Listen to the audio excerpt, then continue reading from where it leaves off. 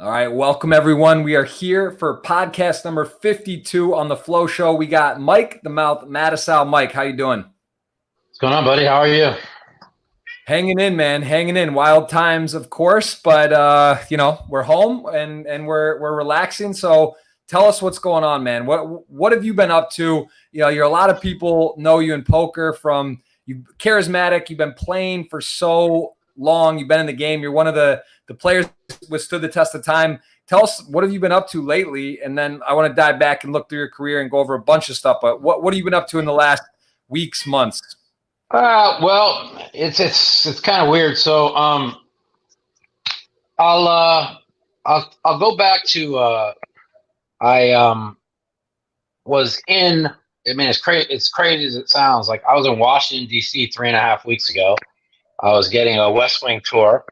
I got a lot of friends that are involved. Know a lot of people in Washington, and we went there for Hellmuth had a charity tournament that he goes to every year.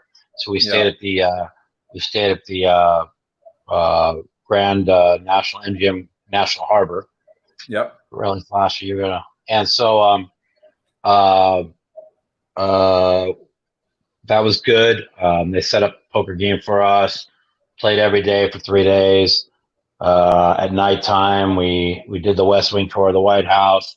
We were actually supposed to meet the president on Friday, but he ends up it's crazy. It's like, and this is like that's why it's so weird what's going on here. It's like he ends up scheduling a rally in Vegas that he wasn't even supposed to have, so we end up missing him, and we end up doing the White House tour. Though it was fun. Me, my girlfriend, and Phil, and then played a lot of poker there. Did really good. I'm gonna tell you right now, I shouldn't probably advertise, but we're all living in the wrong state. Okay, Washington, MGM Grand Harbor has the greatest poker games on the planet. Sorry, I don't want to Wow, that's a strong statement. What kind of games are you guys playing? Mixed games? No limit. We're playing no limit hold'em, quarter 50, 100, and they were good. I mean, they said they run a game a couple days a week, sometimes 3. They don't let everybody in. I guess they're somewhat. They have a regular game, and then there's a private game that goes once a week. But they play 2-3 times a week. But it was good. What is like a day? So you have a podcast yourself called the Mouthpiece, which we're going to take a look at here. I can put up on the screen. You have it on you. Well, this is the YouTube. It's across all the different outlets as well on Podbean, Spotify, Google Play. You looks like you're putting a lot of time with that. Is this like where how did this come about? Because you're obviously having the name The Mouth. It makes sense that you should have a podcast. Okay. So how did this happen? So back in 2006, 2007, 2008, I had a show called The Mouthpiece. And I used to go to, this is before technology. Sounds crazy, right? So we would go, I used to drive to, I was under contract with Card Player. So they used to have me doing a show. So, and I used to get 35,000 viewers per show. And my editor at the time was Danny Egelhoff. And we were really close. And then, and after Black Friday, everything kind of dissipated. I really hadn't seen him in about 6-7 years, and I ran into him at unfortunately a celebration for life for Gavin Smith, and I'm like, I'm trying to get a hold of you. He's like, oh, that's my old number, and it ends up he lives 50 yards from me, literally 2 blocks over, and wow. So I'm like, well, this has to be meant to be, right? So then I'm like, I wanted to start a podcast. I want to start doing YouTube videos. And I go, I don't know shit. Listen, I'm a little bit older, and I'm not really in tune with the technology and shit. I don't know how to do it all myself. So, we made a deal that he would work for me and hook up all my stuff. And then we decided to relaunch the Mouthpiece into the Mouthpiece podcast. And it was, we started off, I was just loving it. I still love it actually, but what I realized is like, and somebody told me this is, after a while you're going to run out of guests to call, and my originally plan was to bring the podcast mainstream. So I used a lot of my contacts, and I started going a little bit mainstream, a lot of mainstream people, and then I wanted to, knowing that this would be an election year, I was going to do a lot of political stuff on the left and right to try and balance it, bring people on to show one side of you, and bring people on to show the other side of you. You know what I'm saying? And then I was all geared up for the poker till about all the way through the World Series of Poker, and then from July, August, September, October, November, I was going to go with these a lot of political figures that have like millions of followings, and really go mainstream with the podcast. And we realized also that, well, I don't know, maybe that's not a good idea, because if you look at the numbers, whenever we dabbled into a few big name political people that would come on, you look at your numbers, and the numbers were a lot lower than the other ones. And I said, well, it's because we're Flash, really. My cats are so crazy. So I'm like, well, yeah, of course the numbers are going to be lower. I'm like, because you're building a different audience. You know what I'm trying to say? So when you're dealing as you do with the podcast, it's all about doing different things to get your numbers up, and have make people bring out good content that's really good. So we were really close to. So that was originally the plan, and then I was in the midst of signing a big deal with a certain casino, in which they wanted really Flash. Come on. What's your cat's name? Get her in there. Flash. All right. Yeah. He wants to be a star. He'll rub his head against my cell phone or my iPad, and he'll knock it over at least 3 times when I'm on a podcast. So that's what he does. But he's 18. 18 years old? 18 years old. Look at this guy. He's like, wow. He's got more. This guy, yeah, he's got more energy than me. Like most 18-year-old cats, they just sit there and they sleep in their corner. They don't do anything.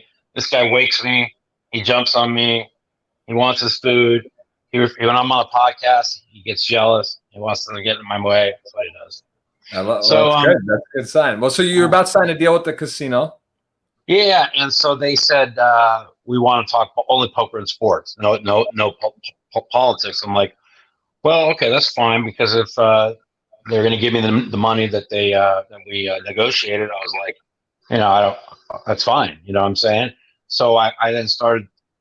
I started going the other way, and then after the first of the year, they're like, we need to put this on hold for a few months, right?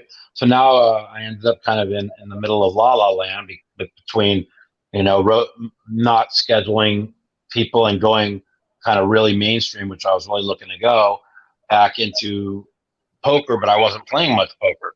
So when you're playing a lot of poker, it's easy to hang out with the guys you're playing with, throw them on the podcast, have interviews. I played all the big games with a lot of the old timers, a lot of the new. I don't really.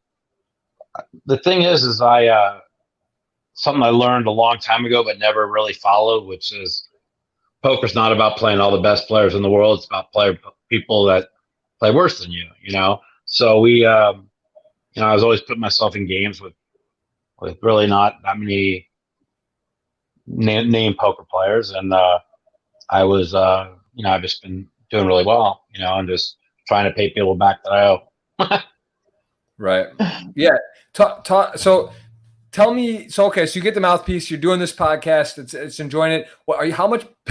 There's a cat in the video.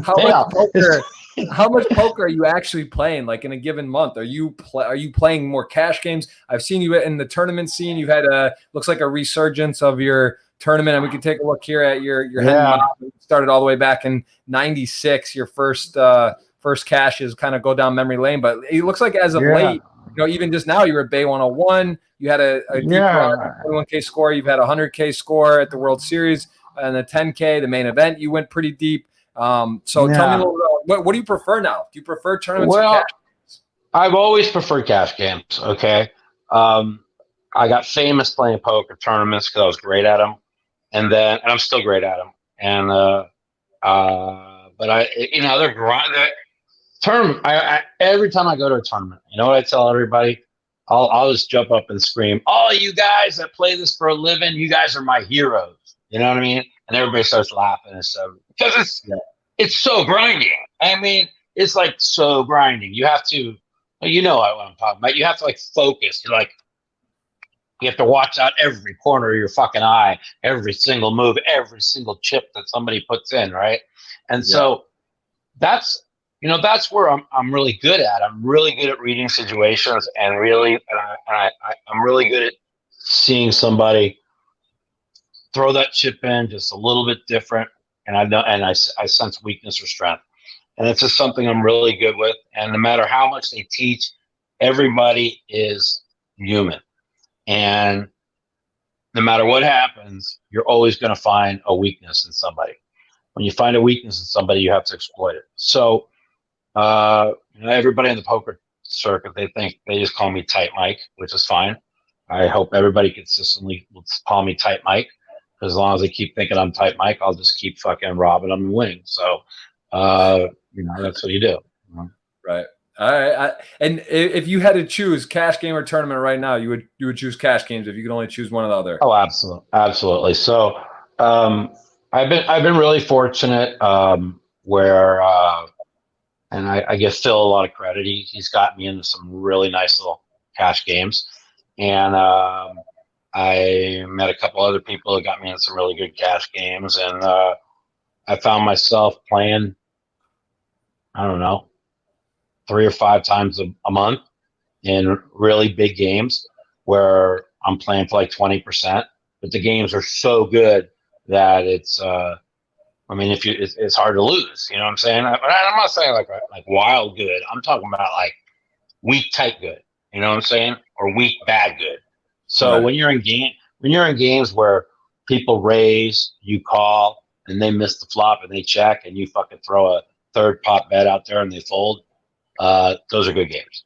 Right. Yeah, no, for sure. Absolutely. I agree. And that's great to hear that you're getting some fun spots and you're enjoying it, enjoying playing. Let's just kind of dive through how you got started into poker. I see that I think you're originally from California, Los Angeles. You started playing as a true when you were 18 at Maxim Casino. And you were playing at some video poker. Is that you even got money out of your mom's purse? Like that's how you started. You were literally playing. I'm reading this from somewhere, so quote me if I'm wrong. Yeah. So you started playing at that age, and it looks like in '96 you started getting some tournament poker. But tell me about how did you actually find your way to a casino or start gambling? How old were you when you first started playing? I was like, let's see. So this was I was like 21. This is 1991.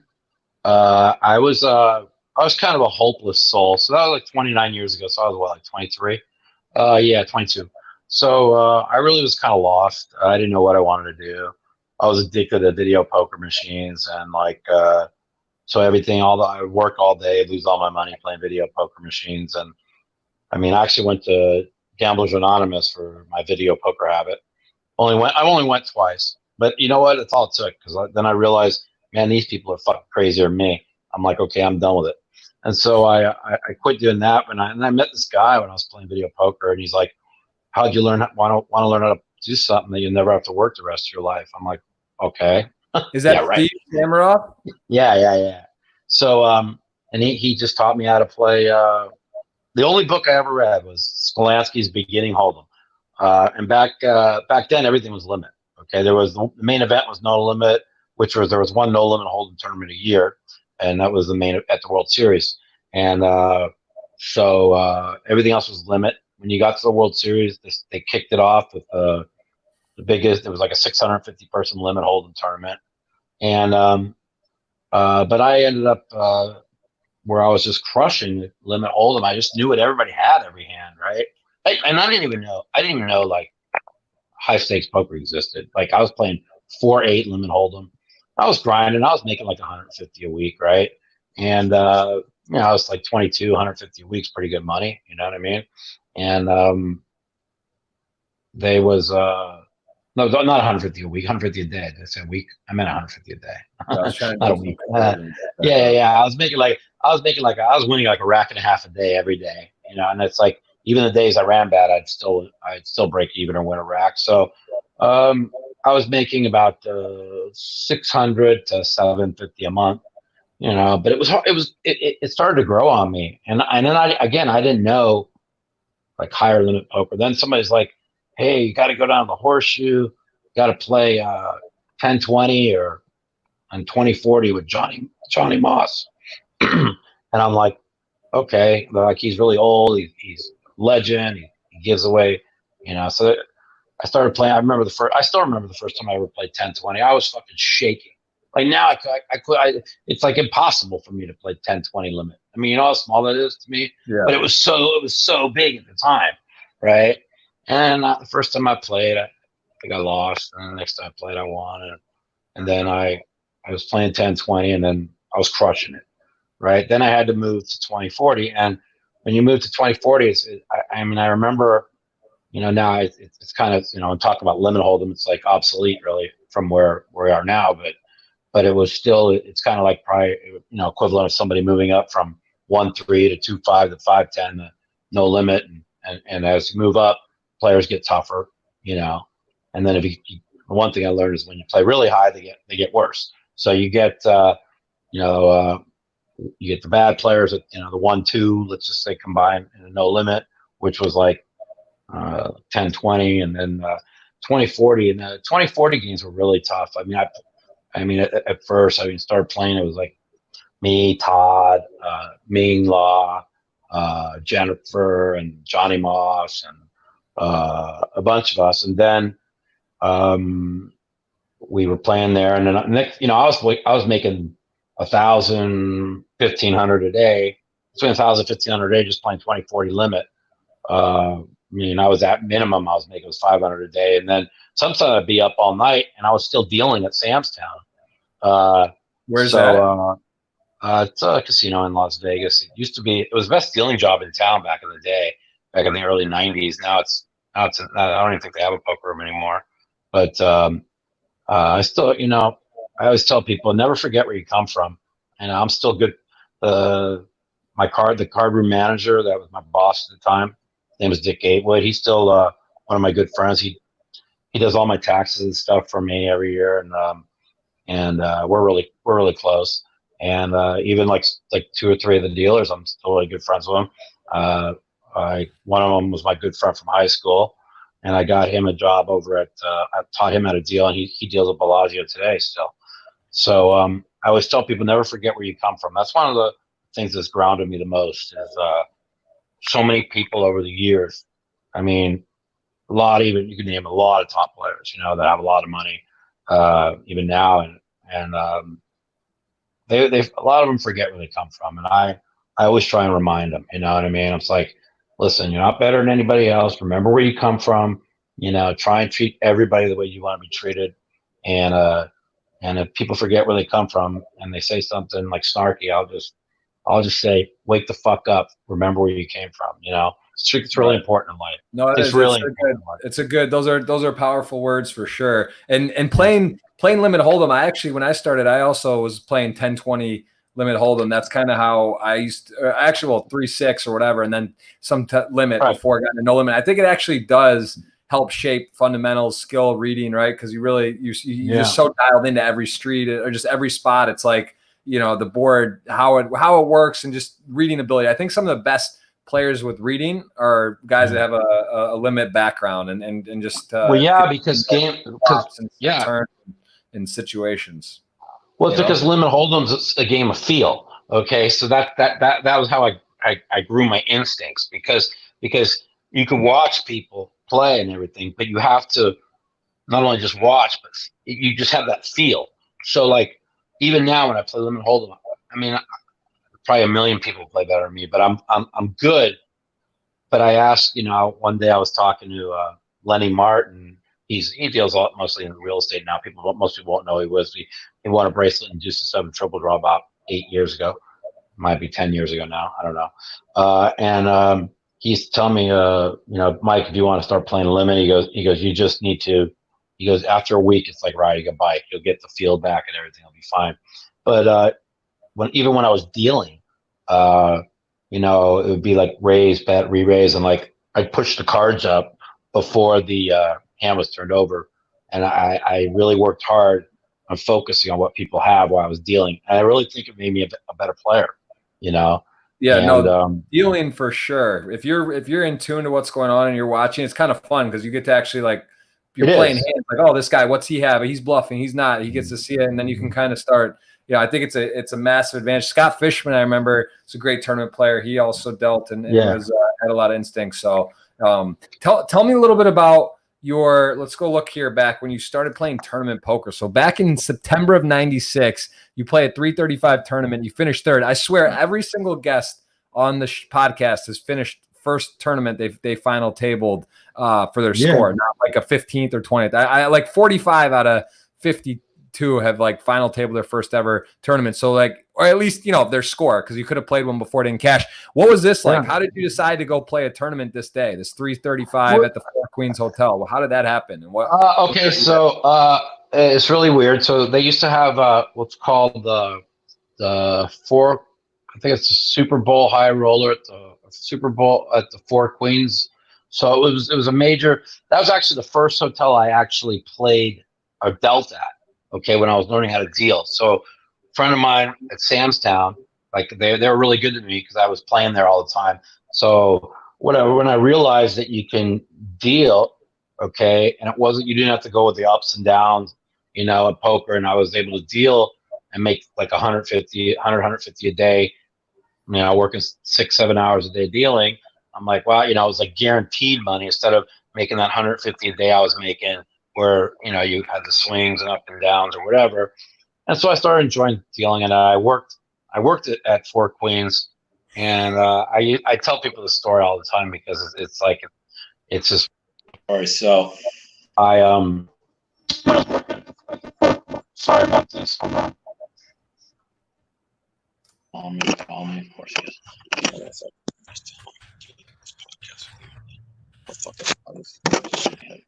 So anyways, so the first time I they threw me right into the 4,000. Lyle Berman, Mike, your audio cut out a bit. I can't really hear you now. Name, Johnny Chan, like all the Doyle, and I'm just like fucking scared shitless, right? And I'm just like, I get in the game, I dealt, and I walked out of the game. I got 0 tips, 0. I'm like, they told me that the big game they don't tip very well. I'm like, hold on, Mike, I'm losing your audio. Can you hear me? No, hello? I lost you for a second. It was a little bit, it was muffled. Yeah, I don't hear you as well anymore. Yeah, I don't know if you put an earpiece in or something. Yeah, I got my earpiece in. I can hear you now. Can you hear me? Yeah. What happened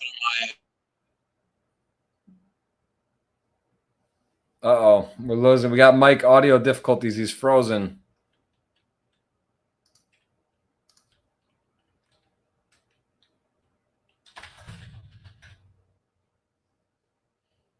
Oh, hold on. I hear you. Hello. Oh, we got you. Yep. Okay. All right. So okay. So then so I walked out of there. I go, I'll never forget it. I'm like, they're winning or losing 100,000 a hand. I got stiffed by everybody. I'm just like, I was like, and I just had this like, ooh, that like lit a fire under me. I'm like, who do these people think they are? Blah blah blah blah blah. Right. And so then I went through. Where was that? You cut out at the beginning of the story. Four Queens. And they were playing a game that big, and you were dealing, and they didn't tip. Yeah, you get tipped. I never bring it up, of course, 'cause I'm friends with everybody, you know, and I don't want to, Until start shit, now. you know. Yeah, drop exclusive on the Flow Well, Show. fuck it. I don't give a shit. So then, the things these are things like I remember. So then when I became a professional, I really like took it to heart, you know. So and then I went to they used to have 75 150 Omaha 8 or better game that you dealt in, and then JC Tran, I'd go through there, and JC Tran, I'd push him pots, you push him a pot. He would like never you might get $1 every like fourth time you dealt him a pot, and then one time I just started dealing, and I don't know, he took a beat in the hand. He's like, "I'll never ever tip you $1." He goes, "I got a swimming pool with dollars in it for all the dollars I save from not tipping people." And I'm just like, "Oh man, I'm gonna fuck this guy up one day." You know what I Who mean? said that? JC Tran, not JC Tran. Not JC Tran. Not wrong name. Uh, I was gonna say it what's doesn't sound like JC Pearson. Puggy okay. Pearson's. Sorry about that. Okay. Sorry, JC. Sorry, JC. Yeah, I was gonna say JC, that's not the JC I know. I know. JC Tran's the best. Puggy Pearson's brother, JC Pearson. Okay. So all I kept thinking about was that at 75 Omaha. That's how I learned, by the way, when I decided I'm going to play Omaha 8 or better, because I was so good at Limit Hold'em. I wanted to learn how to play other games. Plus, I wanted to learn how to play other games to fuck him up, because he was always playing in the games. So I started dealing there at Fort Queens, and then they had a tournament. Then the next thing you know, I ended up playing my first tournament at the Fort Queens also. So that's how that kind of happened. It was one on my day off from dealing. I said, okay, I think I'll try playing. And so I didn't know you were a dealer when you started, or that you got into via dealing. So you go there in '96, you play. What was your thought when you first played a tournament? Were you like, wow, this is fun? You make a final table. I'm going to do this like all the time? Because it looks like you really got into tournaments.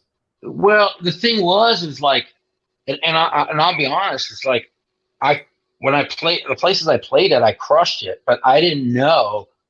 It took me until, I would say, when I played a Limit Hold'em tournament in '97, and Phil never remembers this, but I remember it like it was yesterday. The first hand I ever played against Phil Hellmuth, right?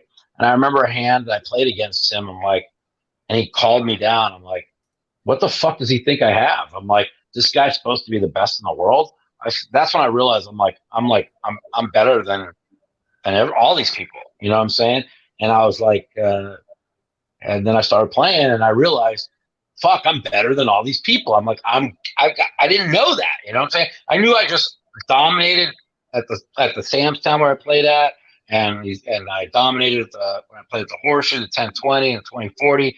But we were also playing the 2040 with with Johnny Moss in his last couple of years of life, and so we kind of built the game around him, and the next thing you know, I was just probably the third best Limit Hold'em player in the world. I was playing all the best players in the world.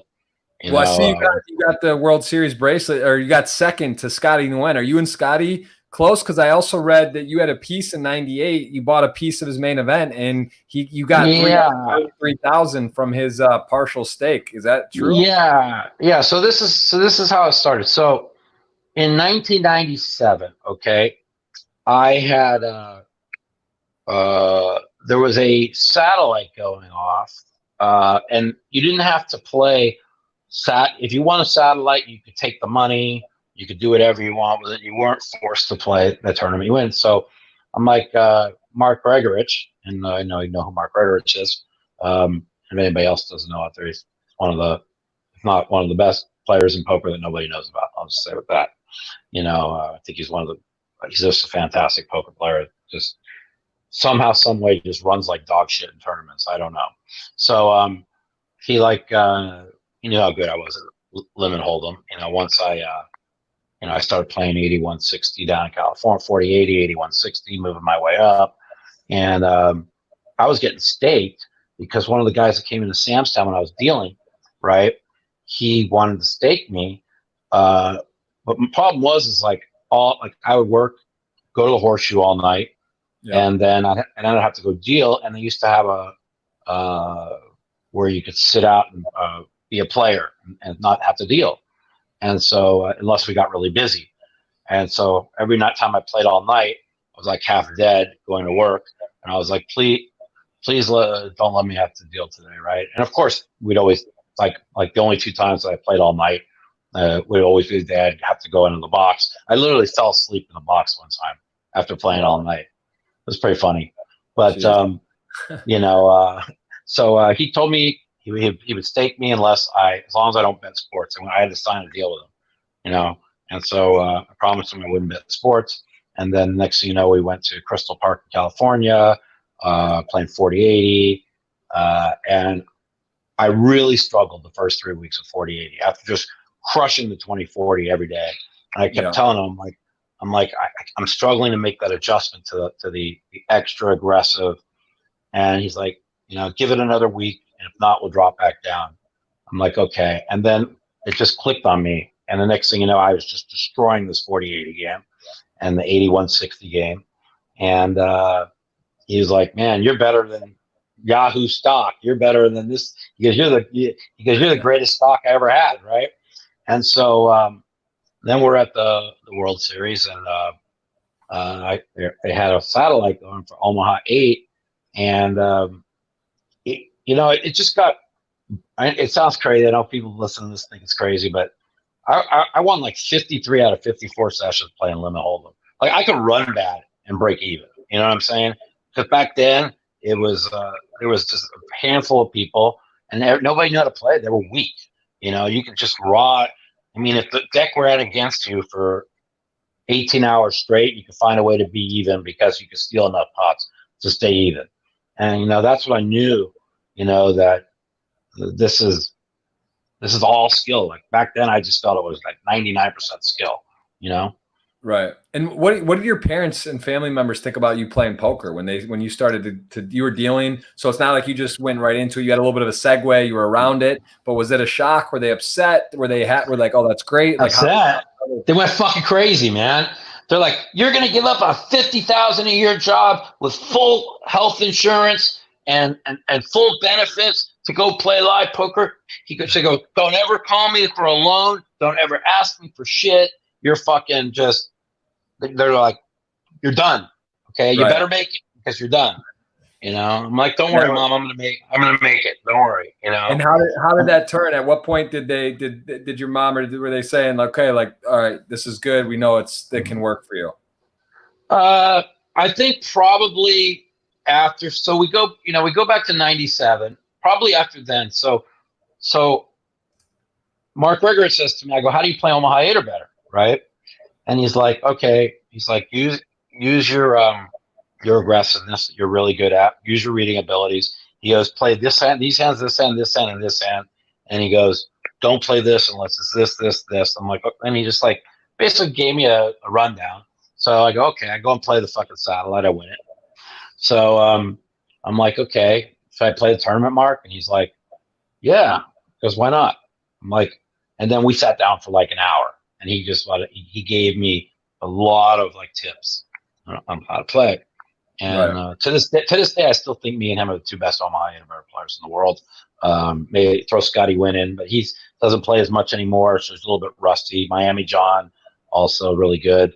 But these payouts are crazy. I'm looking back here; they paid over a third to the winner, 430 prize pool, 150 the first. That's insane. No, that's what it should be. That's normalcy.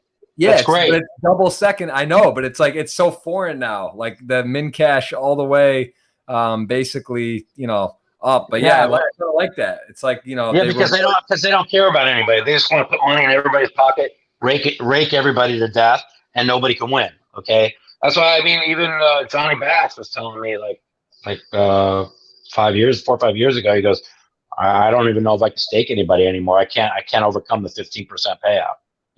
There's no way he can win staking people. And even when they went to 10%, I was kind of upset across the board. But I understand it's good for business. It's good to keep recreational players in the game. But we're going to get into that in a second. It's good to keep recreational games people in, and you want to pay more people. But it's bad to keep having unlimited re-entries and day 2 buy-ins, because that fucking is going to make the recreational people upset. So no matter what podcast I'm on, and I bring it up every day on my podcast. I will fight to the day till we stop having day 2 registrations and unlimited rebuys, because it favors the people who have a lot of money. It just does. It's just, there's no two ways about it. I mean, I look back to 2013 when Justin Bonomo got second in the first Florida tournament. That was right before I got sick, and I finished 53rd that tournament. I got coolered, and first place was like whatever it was, 3, 4, 5 million or whatever. And I'm like, Bonomo was in 9 bullets. I'm like, can you imagine if they had satellited in like 350 people? I'm like, can you imagine if like some satellite winners beat this guy like 4 or 5 times and they found out he gets like second? Like, this is not going to put a bad taste in your mouth. Of course it is. So right, it's tricky. Like Foxen just, he won the Bellagio and he was in 5 entries in the 10K the end of 2019. Yeah. At the same time, he was in 4 or 5 bullets at the Baham, or the one in Dust Till Dawn right after. So you could argue it right both ways. But if you're an amateur or you're a recreational and you bust Foxen out and he goes and shows up a minute again later, and you got, that's tough, right? It is tough. You got to beat the best in the world multiple times. It's hard. It's gonna right now. Okay, what people need to focus on is getting recreational players in the game. Okay, right. Like I'll go. I'm all over the map. So if you want me to, I'll try to circle back. We have. By the way, we have 100+ questions. I just want to real quickly give people. I know because we're gonna hit this at later. I want to let people know there's a chance here to answer for you. If we're gonna run through a lot of these, not all of them, because there's a lot. But this is a giveaway at the end. So if someone wants to go over to my Twitter, it's pinned tweet, and check this out, and you can ask Mike a question. We'll try to get to him. But it is. You're one of the legends of the game, man. You've been around forever. A lot of people's favorite player, high stakes poker. We need more talking, more energy, less robotic stuff. So it's a treat to have you on. And I actually didn't know about that you were a dealer and sort of these older, type of original in the poker world, and this going. It's cool to hear, because these are things that I don't, I know about a little bit, but hearing you say it is it's really interesting. So I want to hear about this. Yeah. So I'll circle back to the Omaha tournament. So next thing you know, I was like cruising through the Omaha tournament. Next thing you know, it was really weird. It's like I picked up Omaha 8 or better really quickly, like in days, which is like at a high level in days. And the next thing you know, I'm thinking, man, I'm the best in this. I can't believe how good I am, And the next thing you know, I'm at a final table. It's me, Scotty Wynn, Ted Forrest. I'm like 5 of the top players in the world, right? And I had all the chips 3-handed. Matter of fact, I had 11-1 chip lead. I mean, the bracelets didn't mean shit back in 1997, by the way. Right. So Ted Forrest said, "Give me an extra 5,000." Scotty said, "Give me a 10,000 extra, and you keep the rest." I'm like, deal. So like first place was like 141, and they gave me 126. Oh, and this one that Scotty got first, and you actually got the most money. I got all the money, and so wow. And so they didn't. They didn't account it. They didn't change it, but that's how it showed up. Yeah. So if you look at whatever the prize pool was for second and third, okay, because they would not. They didn't like cash in deals. Okay, so they got whatever it says Scotty that I got for second. That's what Scotty got plus 10,000. And whatever they say Ted Forrest got for third is what he got plus 5,000. And whatever they said the winner got, take 15,000 off. That's what I got. You got 141, Yeah, 144. Yeah, I remember. I can almost remember the exact number. And so then we were just having fun once we made a deal. And then Scotty literally, he won 11 all-ins in a row. And then he ends up winning it. Now, if I was really focused and I knew that what bracelets meant, there's no way he wins it, because I was just having fun. I got the money. I didn't give a fuck. Am I allowed to curse on your show, by the way? I mean, when in a moment of that, when it's like, I think it's allowed. Let's not try to do it all the time. I like important. I just don't want to know, because I know you got sponsors and stuff. I don't want to get you in trouble. So, then I still remember. I mean, it's like yesterday. I mean, it's 23 years ago. I remember. It was, he makes this crazy comeback, and there was like 3 hands I could have made easy folds, and I didn't. I was like, well, who cares? And we're just having fun. Next thing you know, once he won like 6 in a row and he got even with me, then I tried to try to turn it back on to full. Yeah, because then I was trying a little bit more, but it just didn't matter. You know what I mean? I got all the money. Right, but there's that trivial, like you're feeling good, you lock up the trophy, and you're probably gonna just win because you have a lead. But then once you start losing that lead, and it's like then you're like, well, damn, I kind of want to win. Like it is nice to win, right. I should win, but it's not. Yeah. Right. So after I got the money, I just didn't care. And then, but after he won 5 straight all-ins in a row, I'm like, well, let me try get back focused here and at least try and win. And then he just ran really good and he won it. But if I would have not given up, like that's the thing. That's why I tell people all the time. And Daniel was one of the really guys that told me, never make deals, Mike. Never make deals. I'm like, why? I'm like, because there wasn't many tournaments a year. There was like 6 tournaments a year you could play. So it's like, because Daniel used to always say, because the only ones that want to make a deal are the people that need the money. And if they need the money, they're scared. And if they're scared, you're going to win. And you know what? I take that to heart today, into today. Like even 2 years ago when I had a shot to win the PLO 8, which I was big favorite to win. They asked for a deal, and I didn't want to make a deal. Well, I was in a lot of pain because I had MRSA staph infection in my leg, and I was in pain. So I said, me and the guy who won it he didn't want to make a deal, and I didn't want to either. But I did tell him, I said, listen, I'm in a lot of pain because I have some kind of infection on my leg, and that's the only reason why I would make a deal. And then he kept saying no, and I'm like, okay, whatever. And unfortunately, the pain and the infection in my leg kind of did it actually cost me that tournament 2 years ago.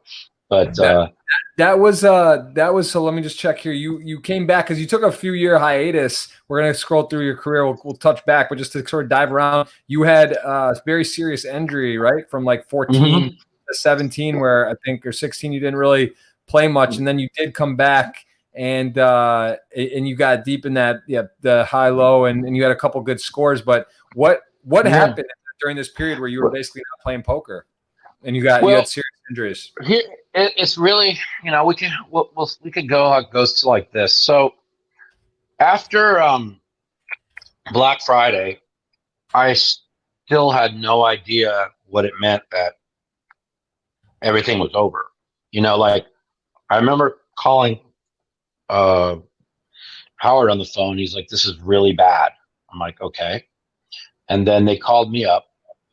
I've told this story many times, but I don't want to really reflect too much on it full tilt because it brings back really bad memories, because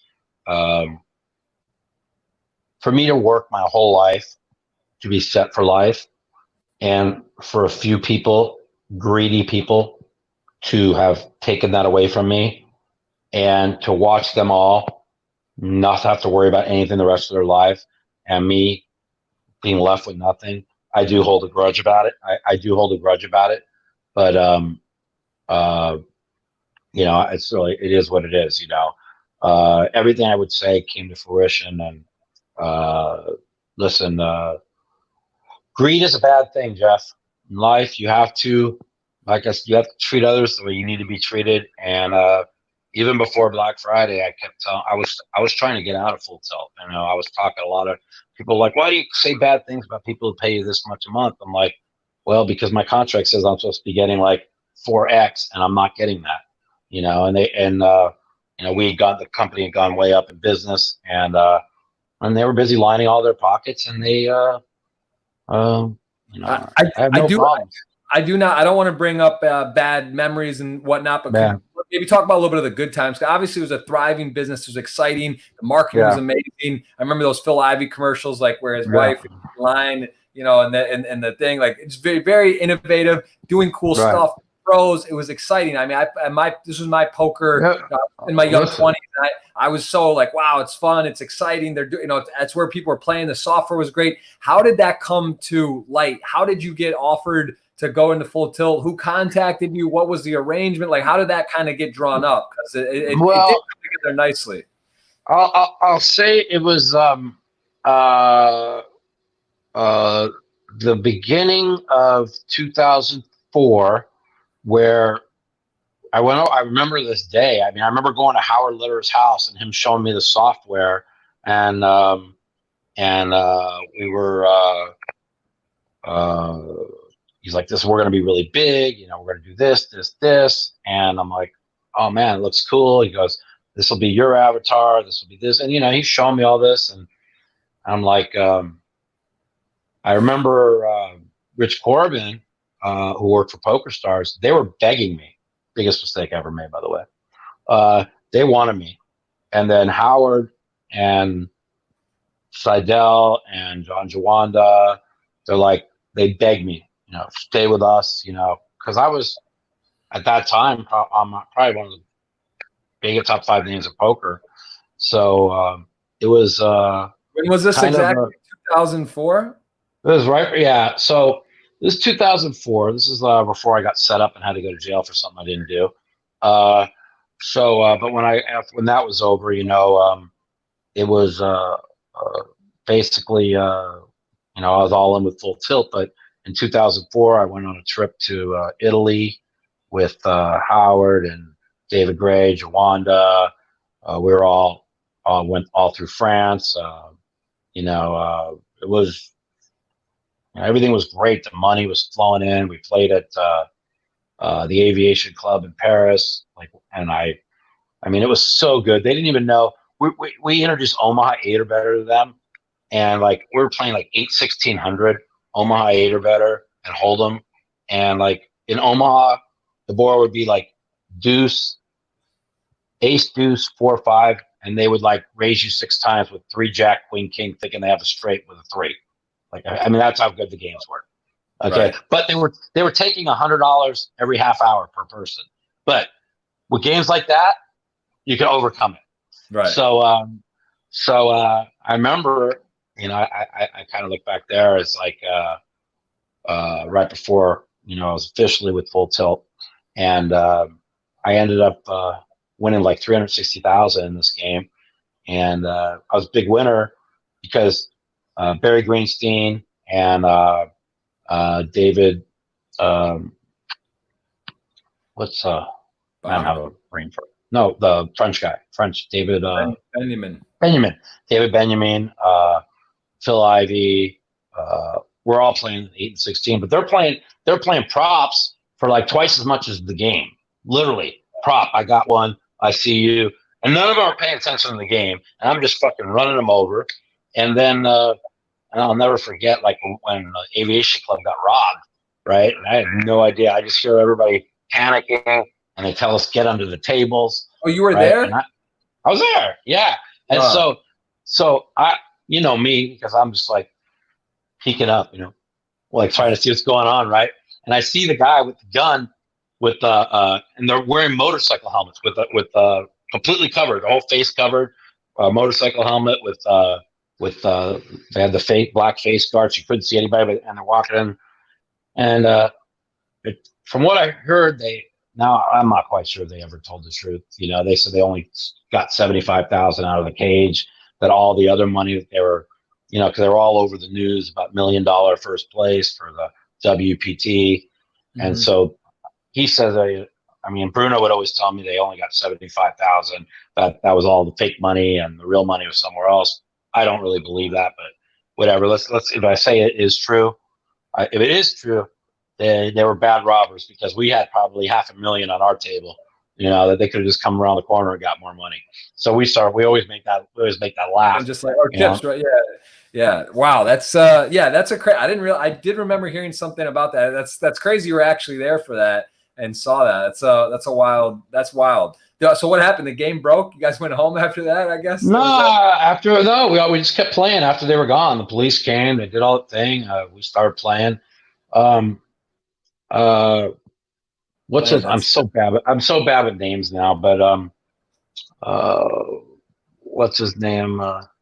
The Australian guy got 5 bracelets. Actually, a good friend of mine. Whatever. Jeffrey Alessandro. Lissandro told us. Lissandro kept telling me, he's like, Mike, he goes, we're going to get robbed. I go, what are you talking about? He goes, I don't feel safe. We're going to get robbed. Somebody came up to me, put a knife to me on the way walking back to the hotel. Now the hotel was like literally a block around. Like you have the aviation club was right on the Champs-Elysees, and then we walked right around that corner, and that was a hotel. He said he left the aviation. He said somebody put a knife to him, threatened him, whatever. Right. And he said, I've been looking out the corner of my eyes. He says, there's people staking out this place. We're going to get robbed. And then we got robbed. And he's like, I told you, you know. And after that, I remember the next day they had literally an armed guard at the front door. I mean, they had guards, but not like armed guard, but they had changed it. They had, like, you felt really safe there, you know. But that was kind of, I wasn't scared because, you know, I was somewhat young, and, you know, what was I afraid of? You know what I mean? And, I mean, David Gray was petrified, shaking under the table. I'm like, dude, they're not coming under here to shoot us. Don't worry about it. You know, like robbers rob money. They don't fucking come in and shoot people. You know, Ivy wasn't panicked, right? What's that? Ivy was there. He didn't give a fuck. He didn't give a fuck. None of us gave a fuck, but David Gray. David Gray was like panicking. That's funny. You know, we all the rest of the, you know, I mean, Lissandra was a little shook up because he had the knife put to him the day before. He's getting followed, right? He's got catching it daily, getting into it. But wow, so wild time. So you're there, full tilt's going on. You guys are like the celebrities of poker. You know, money's going. There's deals. There's stuff. You must have been. This is like, because now poker's great. I mean, there's still deals. People are sponsored. There's some stuff, but times are different. This was like, I had Hashem on the podcast recently. He won the main event around this time, 2005, I believe, and it was like. I mean, it's a Hollywood, right? It's like it's glitz, it's glamour. You're probably getting stopped on the streets. It's you live in Vegas, LA. Like, tell me about this time. What was going on? Yeah, I'll just go like this. I like to compare it like I'll go like this. When Donald Trump says you're when you're famous, you could do whatever you want, grab him by the pussy, whatever. He's just telling the fucking truth. When you're famous, literally, okay, like girls were throwing themselves at you. I mean, the hottest girls, it was crazy. We did this thing in Germany. I'll never forget this, right? And this is before, you know, poker was worldwide. We're just trying to get it worldwide, right? We're in this venue. We came out from behind the stage, right? And like they introduced us one at a time. We went through the smoke and lights and music. There was 100,000 people in this fucking venue with I mean, it was crazy. And Gus Hansen was the most favorite because he's able to speak 4 different languages, so they all knew who he was. But like, I always told everybody, this is like thing I like to say. I got the second loudest ovation behind Gus. I said they just love me. I mean, in Europe, I couldn't go anywhere. I was on the back. You go into a taxi cab. Our commercials were on those little screens in the back of the taxi cabs. So like everyone knew who you were. People like, I'm so much more famous in Europe than I am out here, you know. And even to today, if I go to Europe, people know who I am, you know. So it was those were wild times. That was the peak of it all. And you guys are crushing, right? So it's like you're traveling the world, you're playing cards, you're online. How much were you playing online actually on Full Tilt? Were you playing a lot or? Well, yeah. So here's, you know, I love to tell people this story, you know, because I was always a live player, right? And I happened to leave town one weekend. Like I never left town unless I was going to this is before I was actually traveling with Full Tilt, right? And so the only time I left town, all the people up was when Andy Beal came into town. That was when they won all the money off of Andy Beal, even though he had the entire poker world down to 0 chips, right? And Phil Ivey and Ted Forrest ended up getting all the money back for everybody and winning like $60 million. Essentially, this story with Andy Beal, he literally had you guys down to the felt. Dude, he could have broke it. The felt. Okay, wow. But the funny story is everybody pooled their money together and got like about 1.2 million each, right? Or more than maybe it was 2.3 million each. I'm not sure. And the only weekend I'm out of town, I don't get the piece. I'm like, okay, by the way, that was the start of my of the first thing bad that happened to me. Because now I go in there, and now we go from playing 400, 800, 600, 1200 every day, maybe 1600, So they're all playing 2 4,000, 4 8,000, right? So now I Wow. can't afford to play that. I can't afford to play that, right? Big So game. they're playing in the Bobby's room, which it was just called I don't know if it was called Bobby's room, but it might have been. And you know, I'm up at the top playing with the guys I always play with, some 4 800, and I'll never forget this. And I know it sounds stupid, but I asked for a bottle of Fiji, right? And she goes, "That'll be $5." I go, "I don't pay for water." They go, "Unless you play in that room, you have to pay $5." I go, "Fucking, what do you mean you play in that room? I play 16 hours a day with these fucking guys every day for the last 4 years. You're not going to give me a bottle of Fiji? It's not for $5." And then the guy who runs, Doug Dalton, tells me, "No, that's just the way it is. Like, it's over $5." I said, "Go fuck yourself." And then I never went into. I didn't show up to the Bellagio for 6 years after that. Over $5. It was principle. Wow. All because I was like not in town one weekend. These are the same people I play with every day, 16 hours a day, 8 to 7 days a week. Yeah, it's not over $5. You couldn't sneak a little piece. They couldn't give you a couple of points, or you were just out of town. You didn't even know what was going on. Did you come back and hear about it? I come back and I hear the whole story. I come back. I was up in Reno. Yeah, I hear the whole story. I'm like, "Are you kidding me?" I'm like, so you know, I like to tell the story because it's like all these guys that ended up, you know, like the Ivies and the David Oppenheimer and Doyle, all these guys, they were all playing the same limits as me. I was doing really good. The next thing you know, they're all playing like high as the sky. I can't afford it. Wow, that's wild. That's wild time. There's that book is I have it. I've never read it. That's called The Banker. What's it called? That there's a book. The Banker, the something, and the Suicide King. Great. The guy who wrote the book is one of my good friends. He actually helped me when a little bit writing. He was actually supposed to be the writer of my book, but we had we're still friends, but at the time, and he apologized to me. He admitted he was wrong. We had a falling out over money, and I didn't want it to be over money. You know, I said, "Listen, man, whatever you think's fair." I'm like, "I don't want to screw you or nothing." But then he asked for 50%. I go, "Dude, I'm like, no ghostwriter takes more than 20%. I'm like, I said, whatever's fair, you know." And then he was like, we got in this fight over it. I ended up getting another ghostwriter to help me write the book. And then a year later, he's like, "I'm so happy the book came out good." He goes, "I apologize. I was wrong and out of line." And it's hard, man. And I'll tell you what, in poker gaming, I've been playing for, you know, I don't know, 15 years or so. And you've been, how many years now? I guess you've been playing for 30 years-ish. I would say I'm playing professionally for 24, but I've been playing since 91. Money and friendships is hard. Lending, gambling, betting, like it's one of those inevitable things, right? You got guys, would do the same for you. You're at a place, you needed some money, but like it can happen a lot where you can sever relationships and people getting over their heads and do too much. It's hard because it's just part of it. With the and it's why I don't hold a lot of the younger generations, like when somebody owes them money, they want to go on Twitter and out them for owing them the money. I'm like, everybody knows old school people don't do that. That's why when Ted Forrest went public saying I owed him this money on this debt, and on Twitter, when he knows that was not true, but he was desperate, you know. And I don't want, me and Ted are good friends. Everything's good now. We settled, we made a deal, whatever. But after we made a deal and we settled, he was supposed to go on Twitter and tell everybody it's all taken care of. Because and Phil was really pissed at him, and so are a lot of the top players, because in the old players know you don't bring people's debts public. Okay, it's just like a rule of thumb.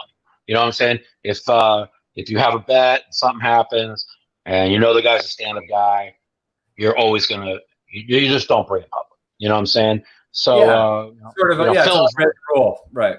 Yeah, it's an unwritten rule. You know, so when you look, you know, I give a lot of young followers probably that follow the show. So you know, it's something that you realize is when you're loaning money to somebody, you're doing it because you like that person or you care about that person and they're down and out. Okay, and you have to tell yourself, I hope I get that money back. But when you're doing it to them, you have to understand that when you're loaning money to somebody, you're doing it from the bottom of your heart. You're not really doing it hoping you get the money back. You understand what I'm trying to say? So, I mean, I probably have $1 million in dead money owed to me, you know, and I'll never, and and I know what live is. There's still about, I'd probably say there's about 100,000 live of it. The rest of it's dead, and then you move on, and I owe a few people money. Everybody thinks I owe the world. I owe 182,000, which is nothing. And it was, I've been making payments, paying it off, It's just that I got in a pickle because of my injury. My injury fucked me because I thought after my injury, I was going to be, once I had the surgery, I was going to be back up and going perfect. And I ended up having all kinds of complications for like 3 years, where I was like bedridden once for 15 months straight after the surgery. And so, somebody will loan me money. When you're bedridden for 15 months and your bills are 20,000 a month, and somebody loaned you 150,000, you could, even though I had won, I was up to like, I had got myself on my feet again. All of a sudden my bills were 18, 20,000 a month, 15 months laid up. You see where I'm trying to say? And so that's why I had to sell my house, lower my bills down to where it was. I mean, that's like kind of the point I'm making too. It's like when you sort of hit on it, when you do these, there's unforeseeable things. Look what just happened right now in the world, the economy, things like stuff happens. People lose, like overnight, blink of an eye, shit can happen. So it's like, you got to realize that, when you're doing that, there's things can happen. It's not automatic, right? Things, there's no guarantees in life. And sort of to segue away from this, you were just live playing as recently as what's the date? March 11th, 10 days ago. You were at the Bay 101. You had a deep run. The coronavirus talks had already started. I remember initially you were sort of like, you were playing it. Me and you were chatting about trying to get the podcast together, and you weren't super worried necessarily about everything. I wasn't. I'm not worried just because it's like, it's like a thing. Like, it's hard to know, right? We don't have the information. But and that's the thing. When you were there, yeah, that's the thing. So it was I got back from Washington D.C. and I even put a picture on Twitter. I'm like, me and my girlfriend, we were at the White House press briefing like 3.5 weeks ago. Like 3.5 weeks ago. That was before crazy. That was before the whole fucking world came crashing down, right? So, I'm like, can you believe this was only 3.5 weeks ago at the White House, and now you see press briefing every day. It's craziness going on, and I came back. I could have stayed longer, and like I said, we went there for the charity thing, and I set up because I know I become pretty good friends with actually one of my best friends is the head of the Republican Jewish Coalition. So I've done a few charity tournaments to help raise money. I use my influence to somewhat help raise money because Israel means a lot to me. So it's something that I'm involved with. We become really good friends. His name is Matt Brooks. And so he's good friends with the president. So he kind of hooked me up, and then I end up playing in a home game with a bunch more. So kind of like network myself into meeting a lot of probably good and bad people from Washington. You know how Washington is. So I was planning on going right straight to Bay 101, right when I got not Bay 101 to LAPC. So I flew home on the Monday before LAPC. I had my plans to be at LAPC on Thursday, but with the injury, I'll try and explain to your viewers a little bit. I have a permanent spinal cord injury. Okay, I never, people say, "How's your back?" It's really not my back; it's my spinal cord. The disc is one of the rarest injuries. I mean, I know what it was caused by, who caused it, and it took me like literally between 6 and 8 months every day trying to figure out how I could have got this injury. And then I finally figured it all out. And I put all the pieces together. And once you put all the pieces together, everything falls into place of, oh, now I remember why I was in pain here. Now this happened here. And I started figuring it out. But the doctors always told me that, when I fly, especially long distances, I'm going to be in pain because of the fact that the pressure, when they pressurize the cabin and depressurize it, okay, so what's going it's that pressure is going on right in my spinal cord, and when it pressures and depressurized, it causes the injury to inflame, which then pushes the swelling onto a nerve, which shoots this horrifying pain down my leg into my foot. That's why you see me at the World Series in a scooter every year, because if I walk perfect, but I just can't walk more than 50 yards. It's kind of like if the doctor explained it to me. Let's just say you have a bruise on your arm, and you just keep hitting that bruise. After about 30 times hitting that bruise, what's going to happen? It's gonna get black and blue and more sore. And he's like, well, that's the same thing with your spinal cord. When you're walking more than 50 yards, it's like every time you're walking, it's kind of like hitting it when you're walking. And then if you walk too far, pain goes down your leg and my foot. So as I played poker there for 3 days in Washington, D.C. They hooked us up at a private game, and they had the regulars and even the regular game. So the best game was Sunday night, which they told me would be. But even the other 2 nights, their regulars would be like considered a soft game in Vegas. You know what I'm saying? Like the Vegas people would play so much harder. So I did pretty well. You know, I always give Phil a piece because since he started taking a piece of me, we've won like 32 out of 33 sessions. So and by the way, the only session I lost was when he didn't have a piece of me. I lost like $3,000. So I'm real superstitious. Explain your Phil Hellmuth. You know, Phil and I are involved in numerous businesses together. He's been on the podcast, good friend of mine. You know, explain to me your relationship with Phil, because he seems to have such a liking for you, and you guys are always traveling, doing stuff together. You're on shows together, and you've known each other for, like you said, the first hand you played with him back in the day. Describe your relationship with Phil Hellmuth? So mine and Phil's were always a acquaintance type of relationship for most of our lives. In other words, we talk once a month. We would see each other at tournaments. We'd hang out. Even when I won NBC Head Up, we were not really close. We were friends, but we were not really close. So I would still always go after him because I knew how to push his buttons and get him to go on tilt. And once we became, I'm not gonna lie, over the last year and a half, not probably 2 years, we became really close. And the last 6 months, I probably consider him my second best friend now. So we went from pretty much talking once a week from 2 years ago to about 6 months ago where we talk every day. So I consider myself definitely one of my top 2 or 3 best friends in the world. And, getting close with Phil Hellmuth is best way to put it. He's such a good-hearted person, but he also he's a special guy, right? I mean, so like I have to be a good friend every time like he loses or runs bad.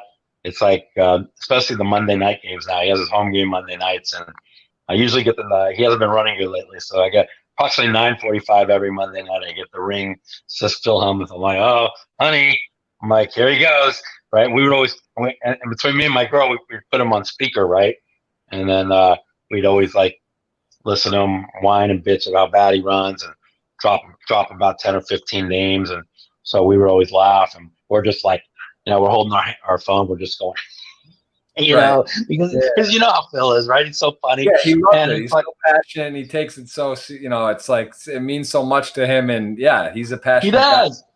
I mean, like last night. Okay, so we figured out this. We again. I don't want to be all over the place, but I just have to go here because So we've now figured out that all the people we all went on a trip to Cabo for Super Bowl weekend, right?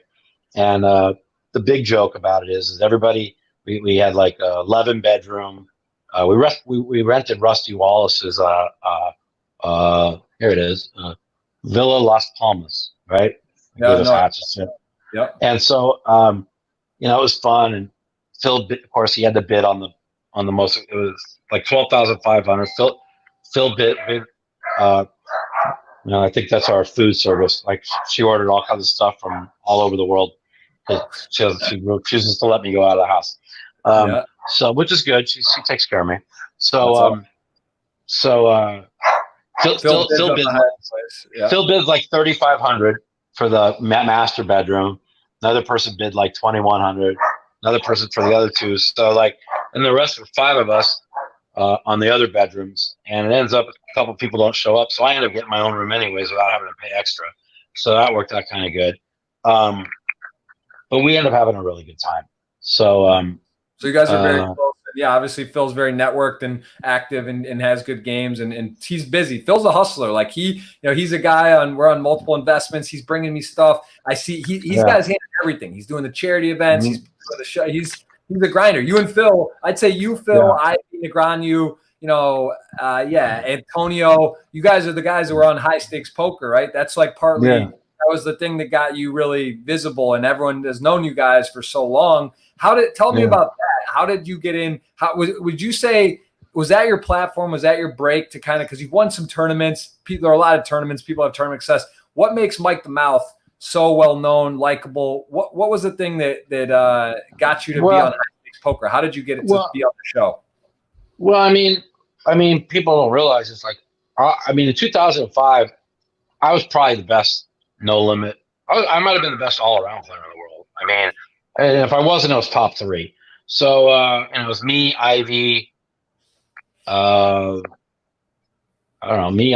Dave Oppenheim, Dave Benjamin, John Hennigan. But I mean, like if you combine tournaments and cash games and all the games, I mean, I was just dominated both, and I was just crushing.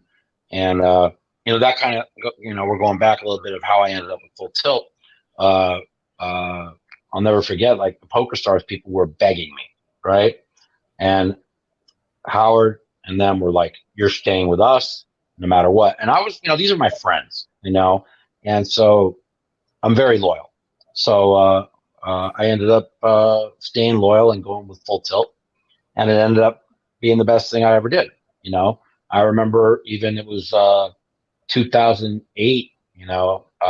Might even been 2009 where we were recruiting Liv Baree to go to Liv and me were really close friends, and we're debating like I might talk to her, get her to come on with us, right? And we were going back and forth on bids to get her, and she luckily made the right choice of going with Poker Stars, and I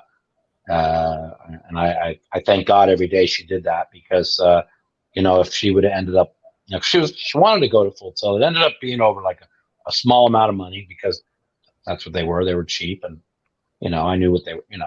Kept telling everybody how. If I would, it's really funny. If I would have just followed my instincts and just left Full Tilt the year before, I would have been like a hero in the world. You know what I mean? Because every inch about me, told me what was going on, that something wasn't right. And my brother kept telling me, "I know for a fact there's going to be a big sting. The FBI, get all your money off Full Tilt." And I was like, "Dude, you're just jealous of me. Shut the fuck up. You don't know what you're talking about." I had 300,000 on Full Tilt. I never got. You know what I mean? So, I look back at there, and I'm glad she did that and made the right choice. How did, when that was like going down and it was kind of crazy, like in terms of, I'm not fully up to speed. I think there was the Tower Letter did a bunch of videos afterward or some stuff. I honestly never even saw it. But how it was handled and ended, how did they like let you know? Was there any type of like, or is it just like you woke up and it was basically, did you know? I mean, you knew a bit before that there was some problems. It wasn't like the day of you woke up and closed, or I'll go like this, okay, and then we'll move forward. Okay, so a month, let's see, so April, back tax day of April of 2011, Black Friday. So the last week of February of 2011, me, my agent, my lawyer, went to Howard's house, said, because my contract, said I'm supposed to get this, this, and this, and they were not paying me this, So basically, I mean, they owed me an extra like $150,000 a month for like for 2 years, and I never got, And so this is something I'll say it, and if anybody wants to doubt it and call me on the phone, I'll go before. I'll take a lie detector test. I don't give a shit. I walked in. They said, "Mike, we are really sorry. I know you should have got your raise. You're supposed to be getting this much money." He goes, "We're doubling your income starting next month." He goes, we're having really a lot of problems with processing, and we've put away $500 million because in case there's a chance we could lose the U.S. market. And if we lose the U.S. market, we want to make sure you're still set for life. Now, these are my friends for life. So how am I to argue with them? I mean, the story sounded smart. It sounded real. So I'm like, okay. I'm like, if that's what's going on, I'm fine with it. You know, that I haven't got the money. I'm like, because but he promises me I get double on the starting April 1st.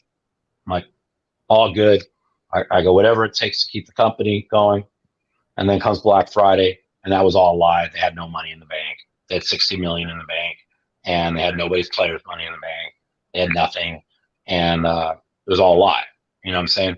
And the truth of the matter is this is why for a year and a half before Full Tilt went down, I told everybody how greedy. I kept saying how greedy they are, how they're fucking me. And everybody, why are you talking bad about people that are playing this? I go, because these are supposed to be my good friends, and they're lying, and they're greedy fucks, you know?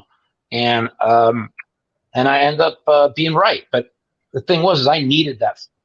You know, I was getting like 40,000 a month, right? I needed that money because I was a DGen. I would like, you know, get my 40,000 a month and lose it online or lose a bet in sports, and I'd owe 20 of it next month. So I was kind of dependent on him, which is why I kind of stayed and didn't leave. And I look back at it, it's one of the bigger mistakes I ever made. But you know, I was just lied to, and it hurt. It hurt because these are people from 1997 through 2011. These are my closest friends. These are people I talk to every day. You know, these are people that came when I got set up and I was in jail every day, and came to visit me every day. These are my close friends, and for these people to have lied to me the way they did, and you know, it's all a lie. I mean, either Ray Bitar 2 years ago, guy's a fucking big, fat, ugly slob, right? Gets married at a $20 million wedding, as he told everybody he was broke, and then he had a heart problem, so he didn't have to do any jail time, you know? Like, all these fucking guys are set for life, you know? I mean, I love Chris Ferguson to death. I really believe that he didn't, and I don't believe that it was his fault what happened. But, like, he still got all the money. He didn't have anything to worry about. While I was sitting there eating Taco Bell every day to fucking survive.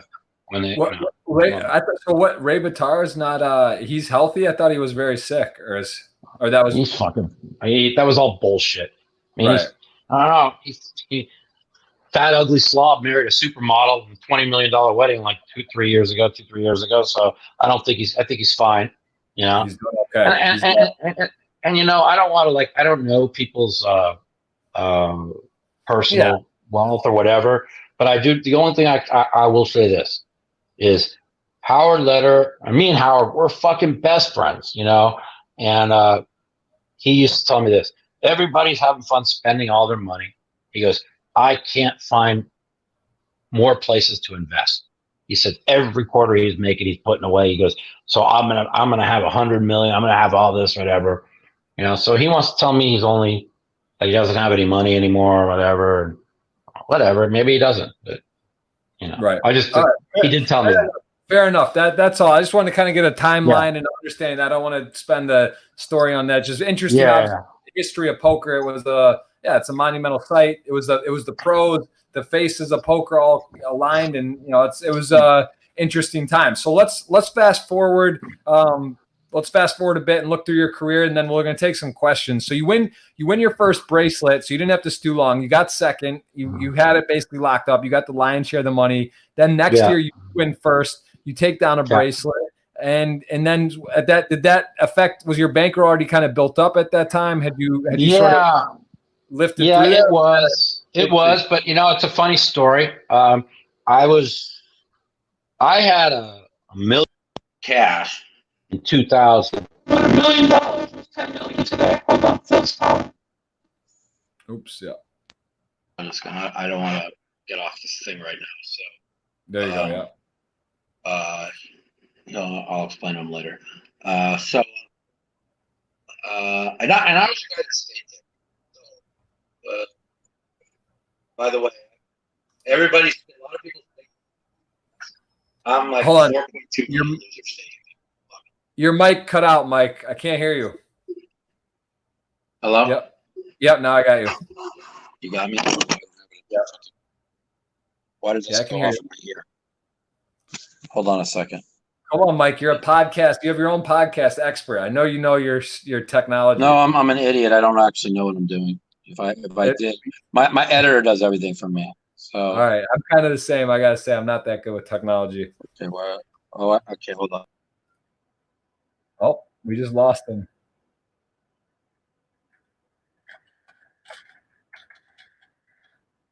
Oh, we got Mikey down. Mike the Mouth has gone down. Hold on a sec. Yep. We lost him. Mike is temporarily offline. Let me tell him to hit the link again. Shit. Slight pause. Oh, there we go. Back. Yeah, now we're back. Okay. I don't know why Hello? I can hear you. Yeah. Okay, whatever. My earbuds aren't working no more. No big deal. I can hear you loud and clear though. Now at least. All right. So sorry, we got sidetracked. You won a bracelet, and then so that was 99. So that was like probably the I know that actually was. That was the first no limit hold'em tournament I played, because I spent 97. I like to tell a story. I was outside when Stu Unger won his third. I spent that was the only time they ever had it outside on Fremont Street. And it was May, because the World Series used to be April, May. And they were having a first week of May, they had a record heat wave. It was like 110 when it's normally like 85, right? I stayed out there and I watched that whole final table, right? Wow. I watched everything, and I'm just looking. And then, like people like Eskimo Clark are giving me some advice. TJ's teaching me a little bit, Cloutier.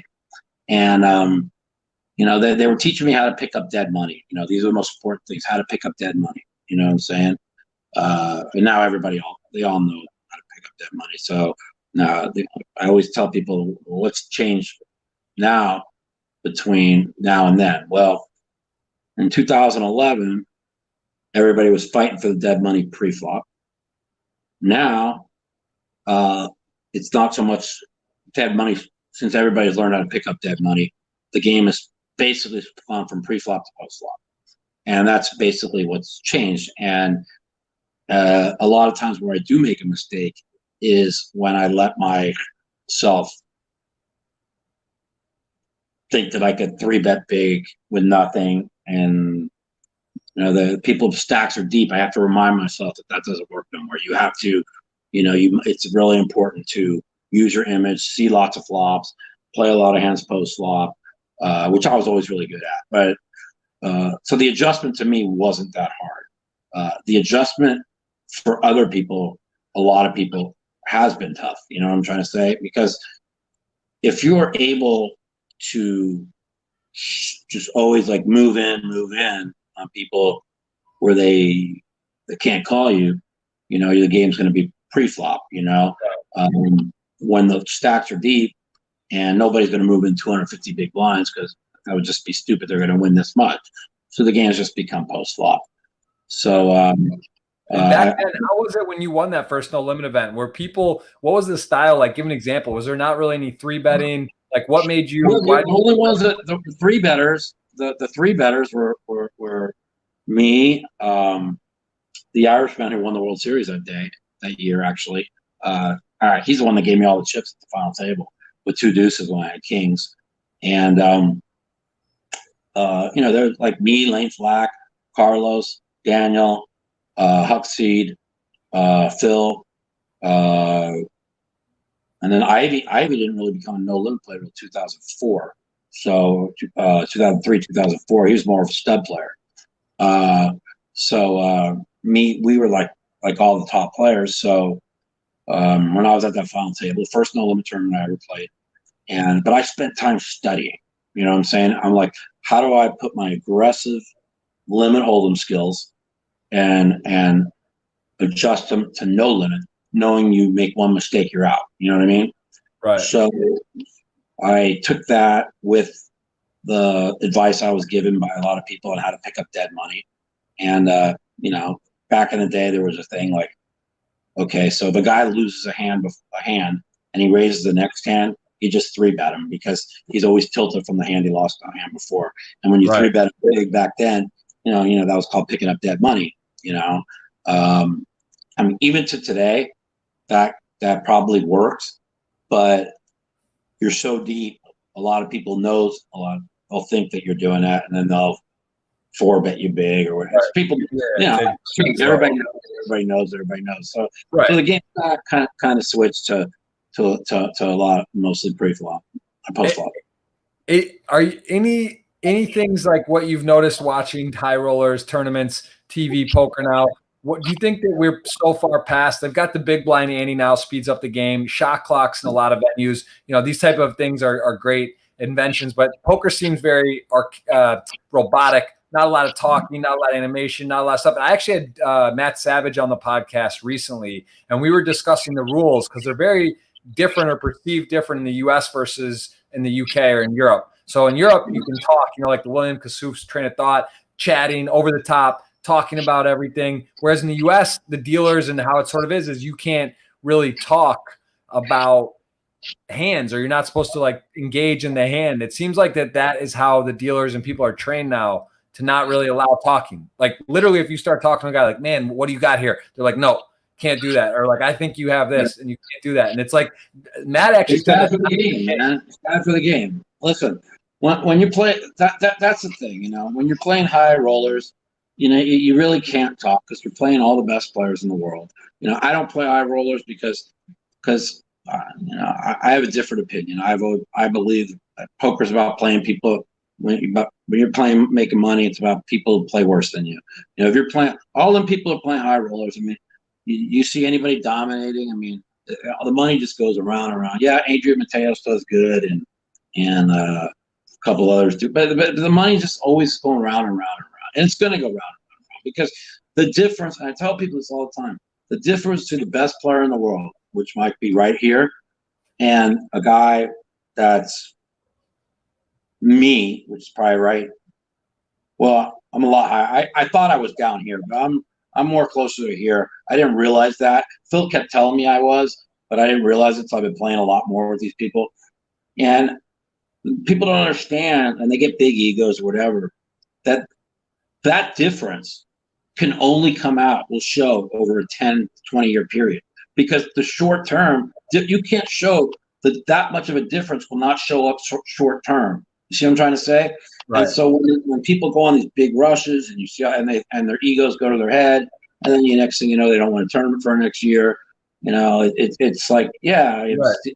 No, you're right. It's a good point about the games. You know, you want to play good games. You want to play in games you can beat, that you're definitely a favorite. And you start talking about, like you throw you in the high roller circuit, or I played high rollers, but like I understand, like you listen, you put you in a 50, 100K buy-in at one of these Triton stops or somewhere, you could come out and win. Like, you probably not studied every spot, like the GTO, all this stuff, but you know how to play poker. You know how to win. Right. You know I would probably go in there and I would probably crush the first like 3, 4, 5 of them. Then they'd go over film of me.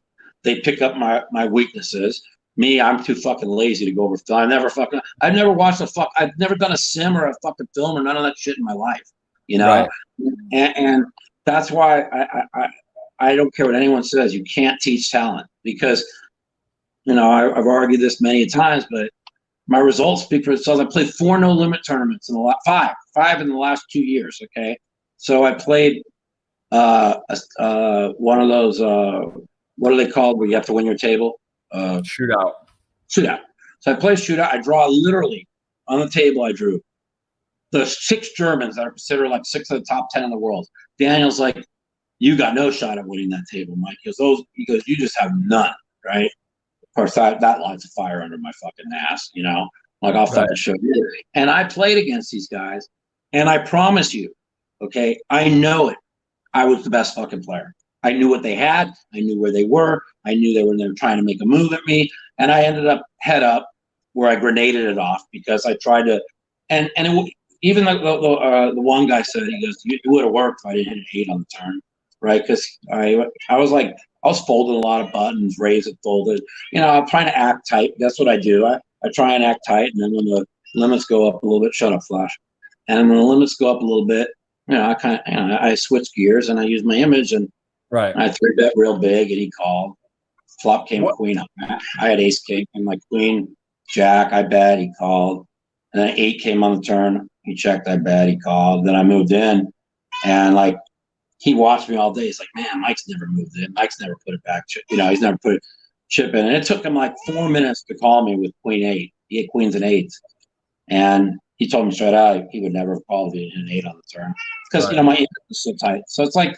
I tell people, you can compete. You're a damn good card player. You've been playing a long time, and you know how to play. There's no question about it. What do you think about this stuff? What's going on with the virus and all this stuff in the WSOP? I mean, you're in Vegas, right? What's it like there? It's like, is this like? Yeah, it's crazy because the casinos are shutting down. Like, what's happening? What is your view? Well, the entire world's a catastrophe, and. I really think, man, I'm an emotional person, right? I care about people. I've been very, very fortunate to not make the mistakes that I've made in the past. Put myself in a lot of good games. Got myself a pretty decent bankroll. You look good. You look healthy. Yeah, and I told everybody that I owe money to when my bankroll reaches a certain amount, okay, which was I was like only like 30,000 away from it, by the way. I said every quarter I make after that, you guys get it all, but I'm not going to do what I did like the last 3 years, like 2 years. Like I win 150,000, I pay out 125, I have 25 left, I lose 2 days in a row, and I was broke. So this year I did well at the World Series. I told everybody I ain't giving out anything. I said as soon as I get my bankroll up, you can't. The people you owe, like I said, I don't owe much money. I owe like 182,000, and I owe my parents, but I got to pay these other people first. But you can't. If you take the people's money to make money, how are they going to pay you back?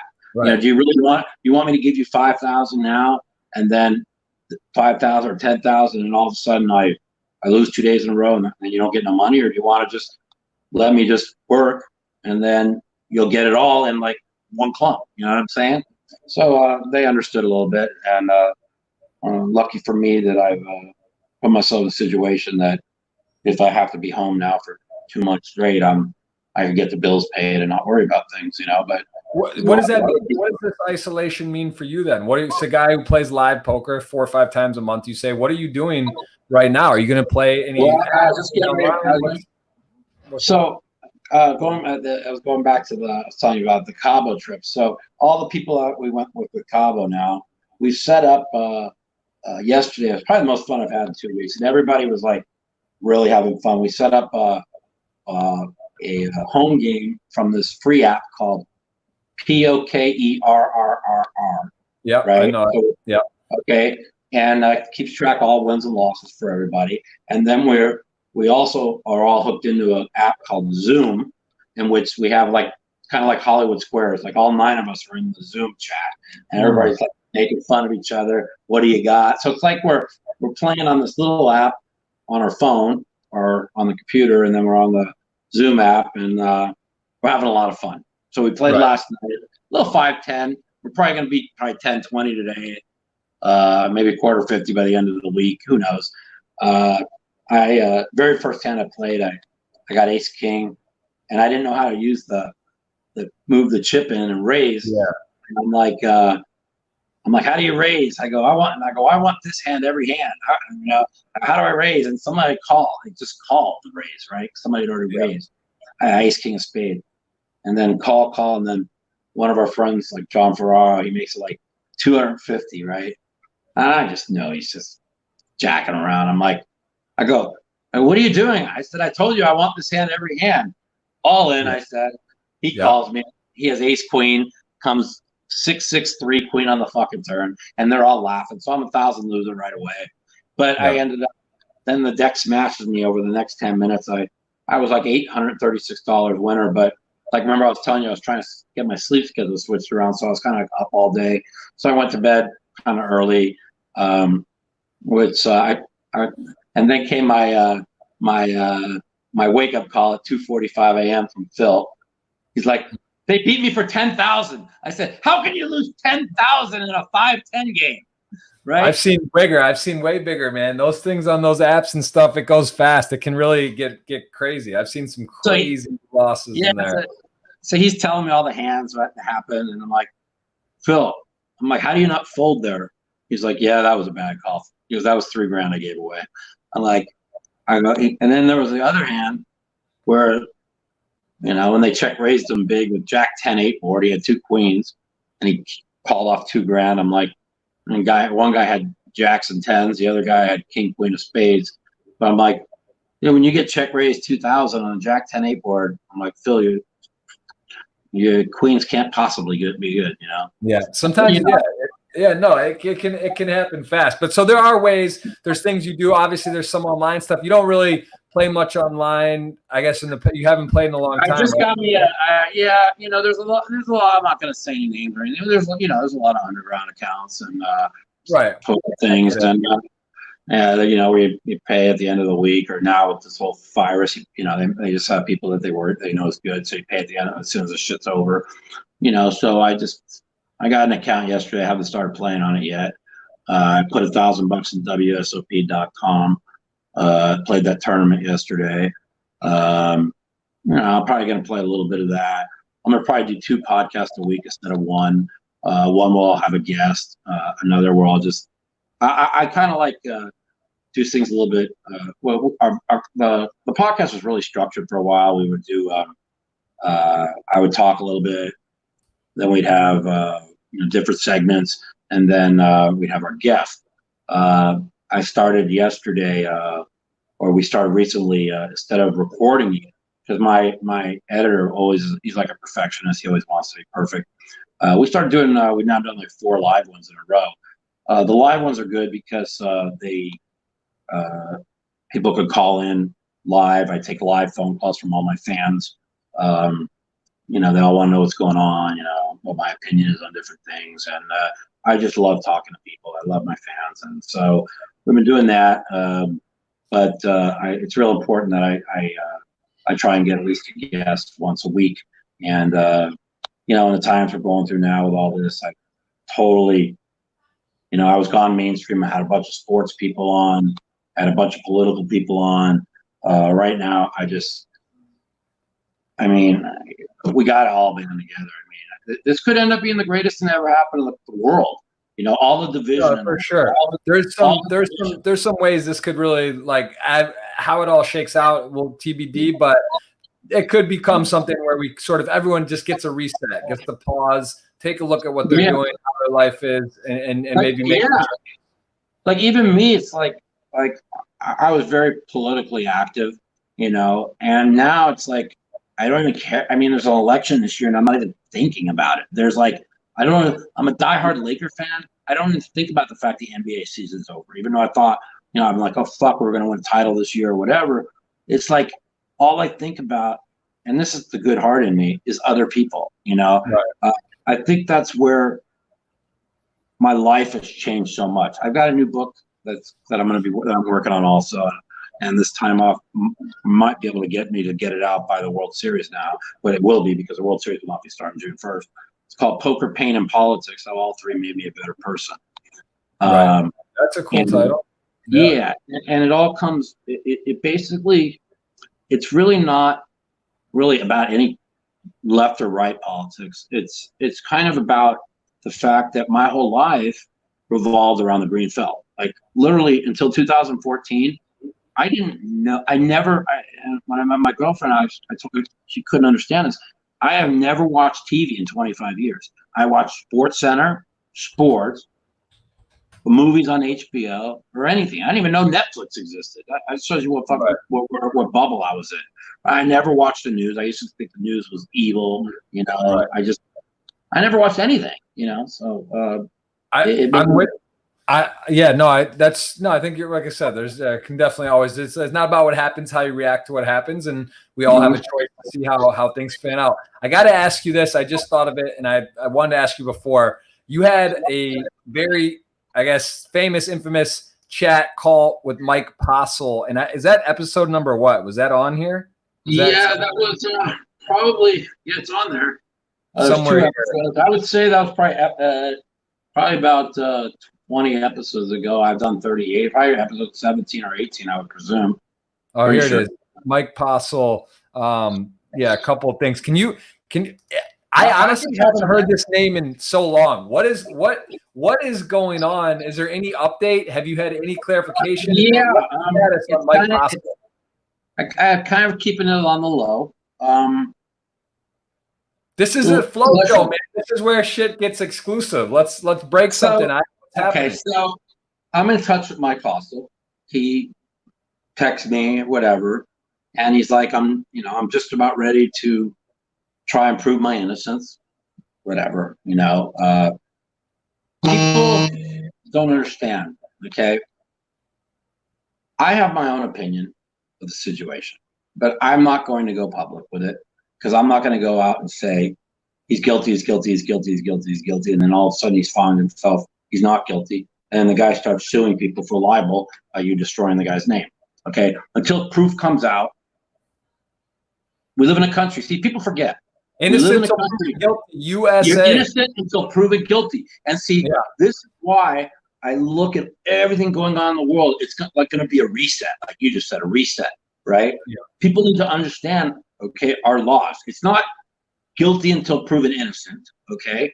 It's innocent until proven guilty, okay? You can have your own opinions, but I, as somebody, a public figure, has a lot of followers, I'm not going to just throw out something even though I feel a certain way. You understand what I'm saying? So I've been in contact with him.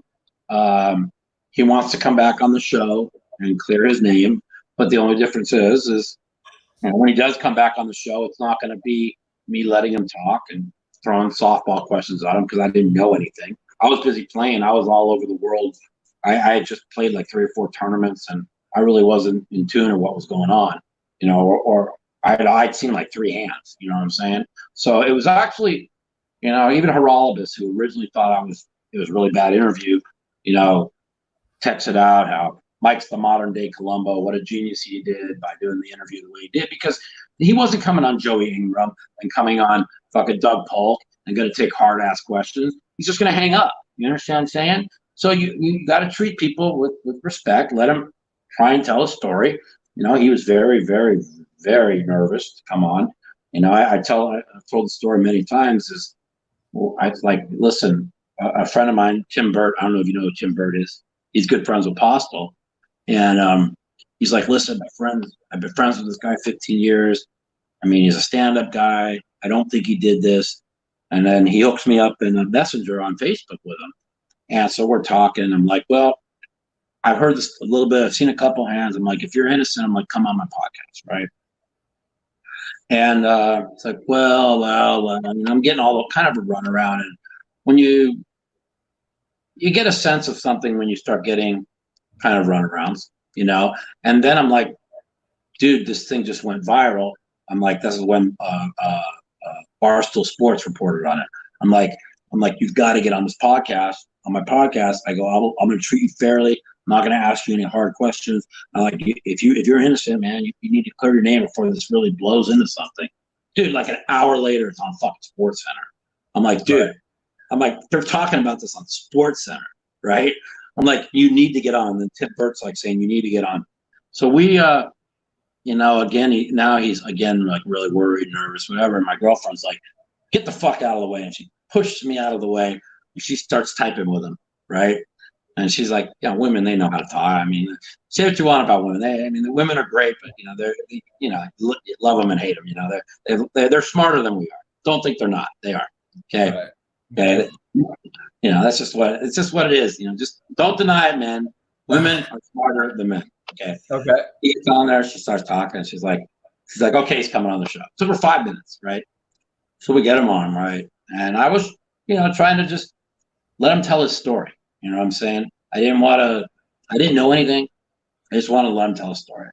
And the next thing you know, after an hour, he's just talking and talking and talking and talking, which is what I want. Because if you're a poker player, this is a circumstantial case. If you're a poker player, you should be able to see through the lines of a lot of things I was asking him.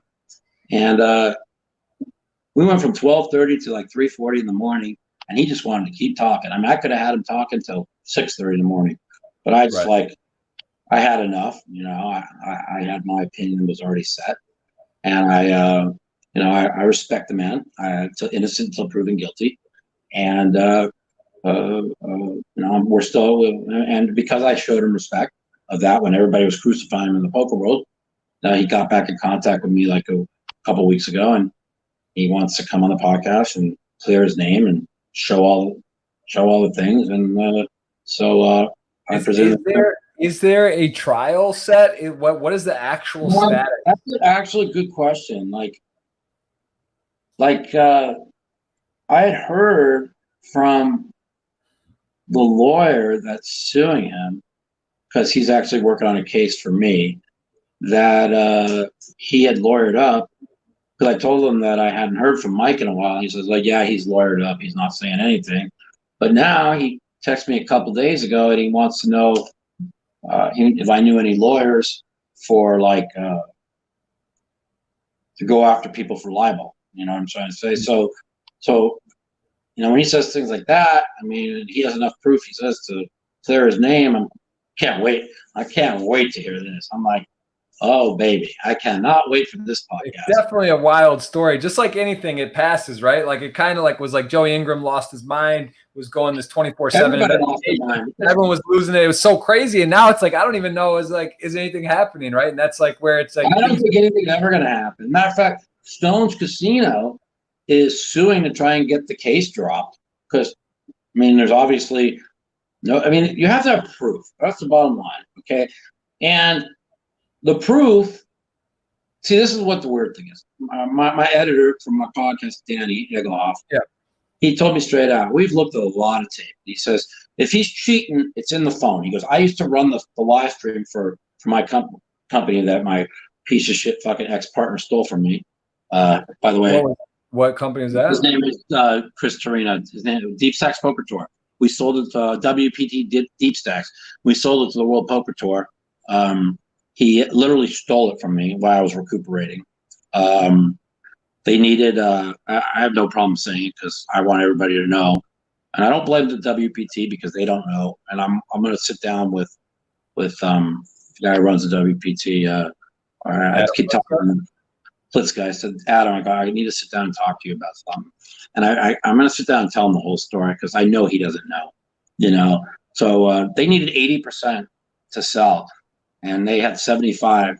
And he literally, this motherfucking Chris Torino got like 5 people who had 1 point that hadn't even been around the company for like 4 years to go and show up at this meeting to get to 80%. I owned like 13%. I was like the second biggest shareholder.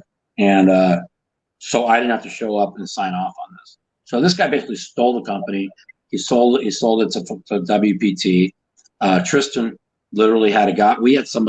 Tristan had somebody who wanted to buy it for an extra $500,000.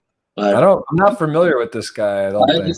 This is like fucking the story that I don't care what it takes. I will take this man down. I will destroy his life no matter what it takes. And you know me, I don't hold grudges against anybody.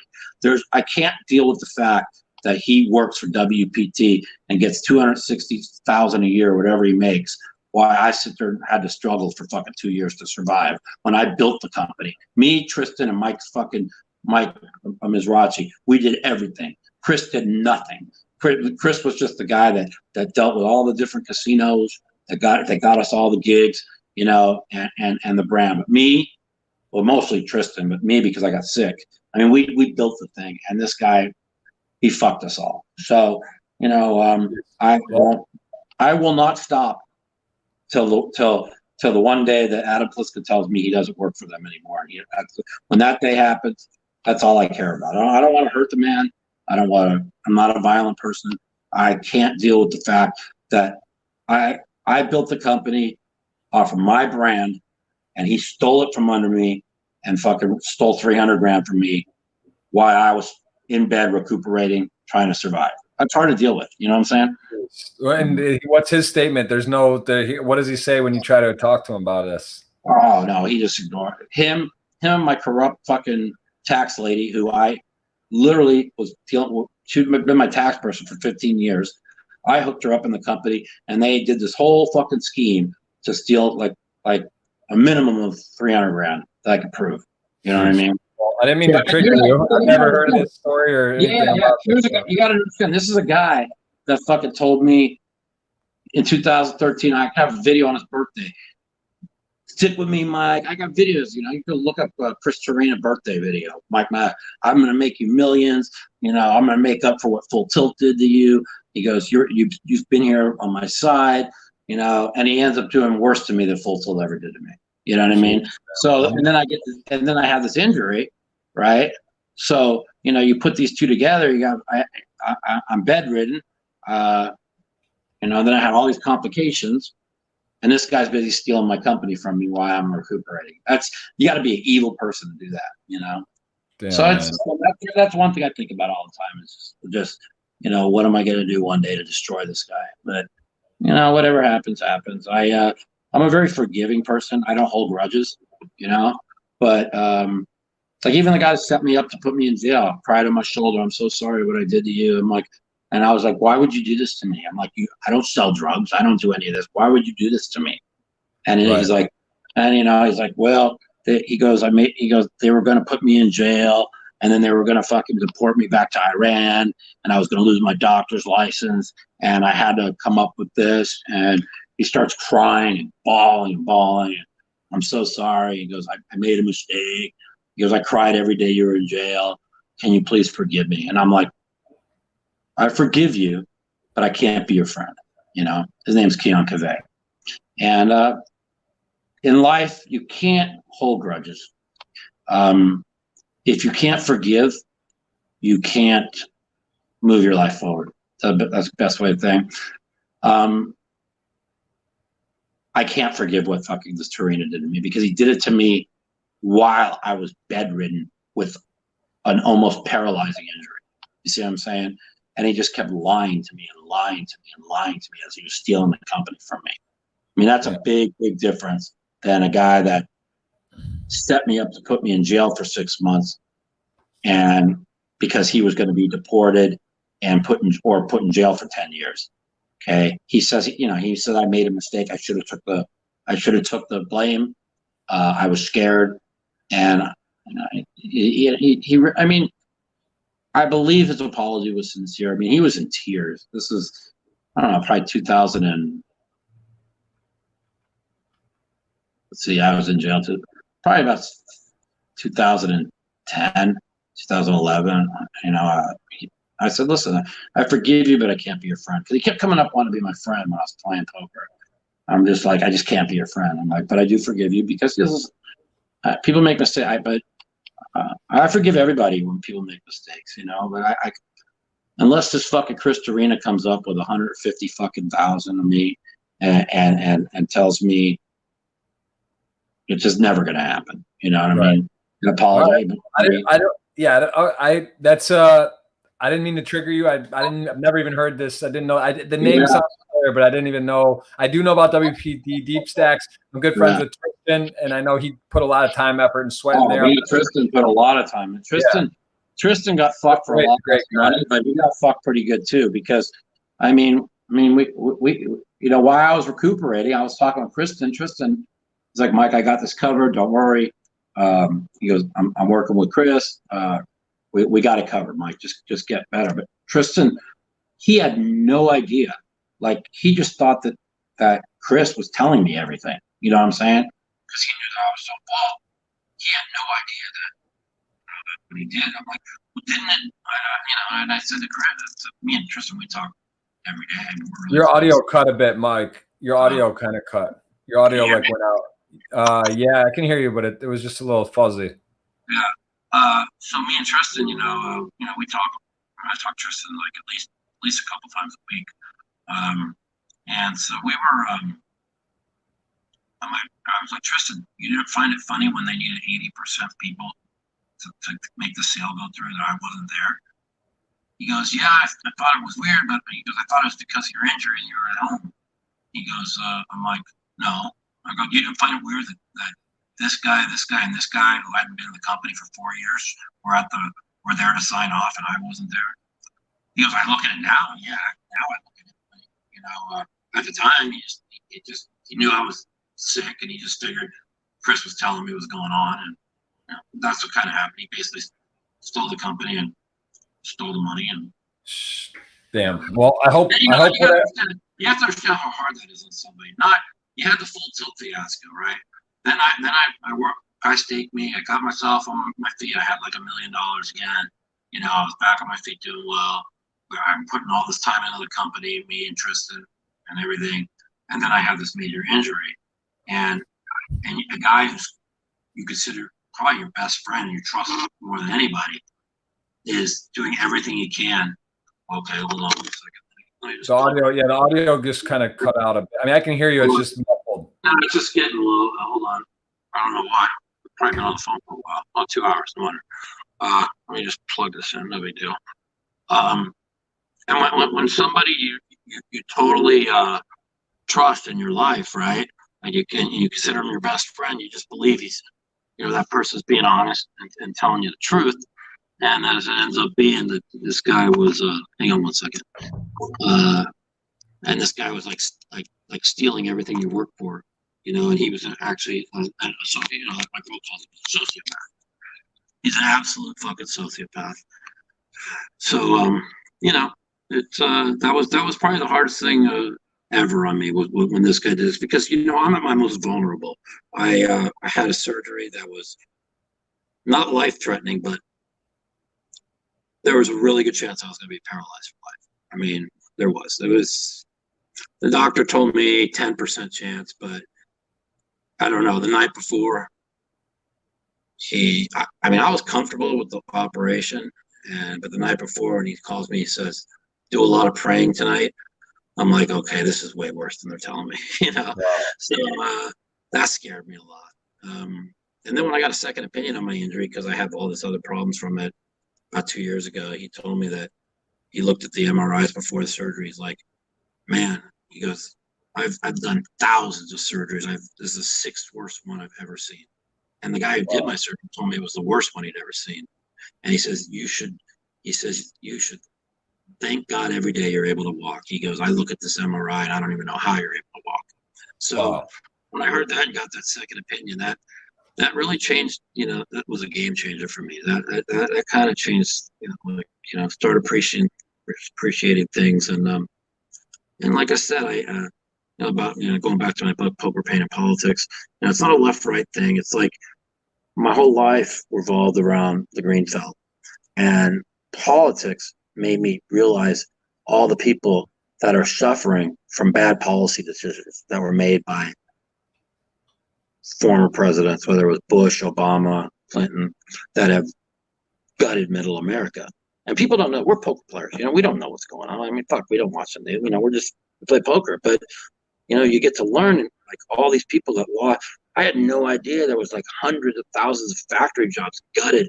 Detroit, Ohio, all middle America. I mean, this is what got Trump elected. I didn't know that. You know what I mean? So when people that want to say whatever, they need to understand there's people suffering, and they're suffering because of bad policy decisions by former presidents, whether it was Bush, Clinton, or Obama. Right. So makes sense. That's where the politics comes in. I want to, but we have so many questions. I do want to ask on a couple more. One more subject. You wrote a book, an autobiography titled "Check Raising the Devil," released in May 12, 2009. Just give me a real quick. Let people know what that is and where they can get that. Yeah, you can get that at Amazon. You can get it on any pretty much anywhere, I guess. If anybody hasn't read the book, it's everybody reads it, says best poker book they ever read. Yeah, tell me what's the title mean to you? Okay, so Check Raising the Devil.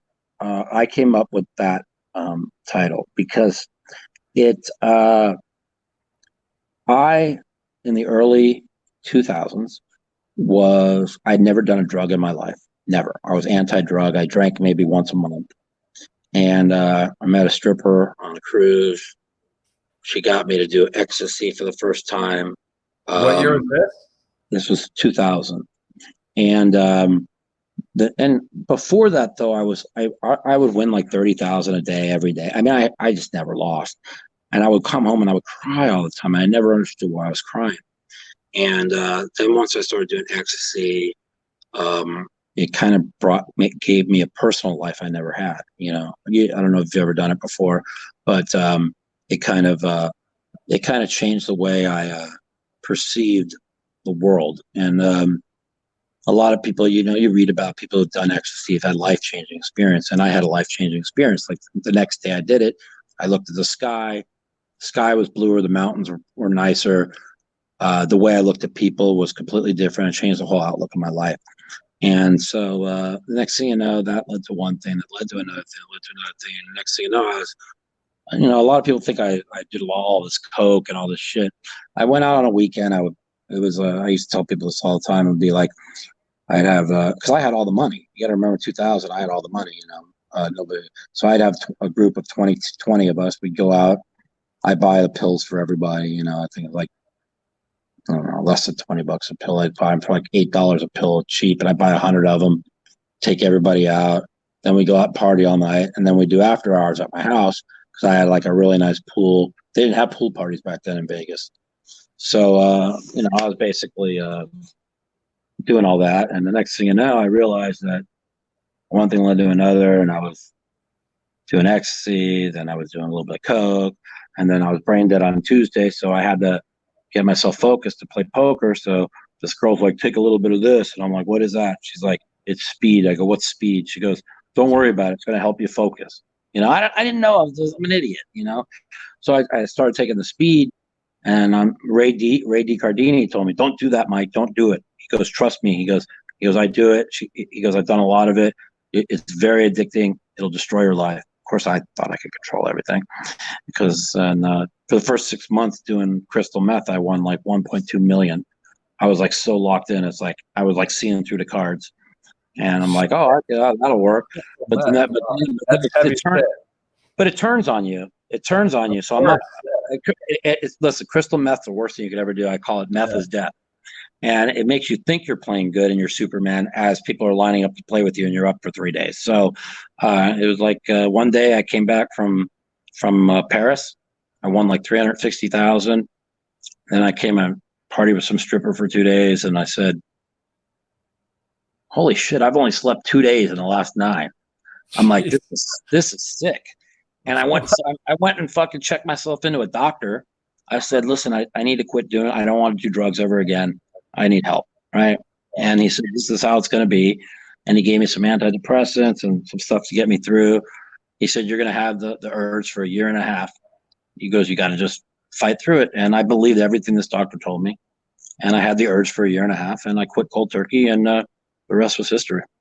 Wow, that's fucking crazy. I don't know. That's one that I don't even really know anyone that's done, or at least that they've shared. So I mean, because that's about as heavy as it gets, right? That's as well. The crazy thing is, the whole poker world was on ecstasy and meth for about 2 years. Really?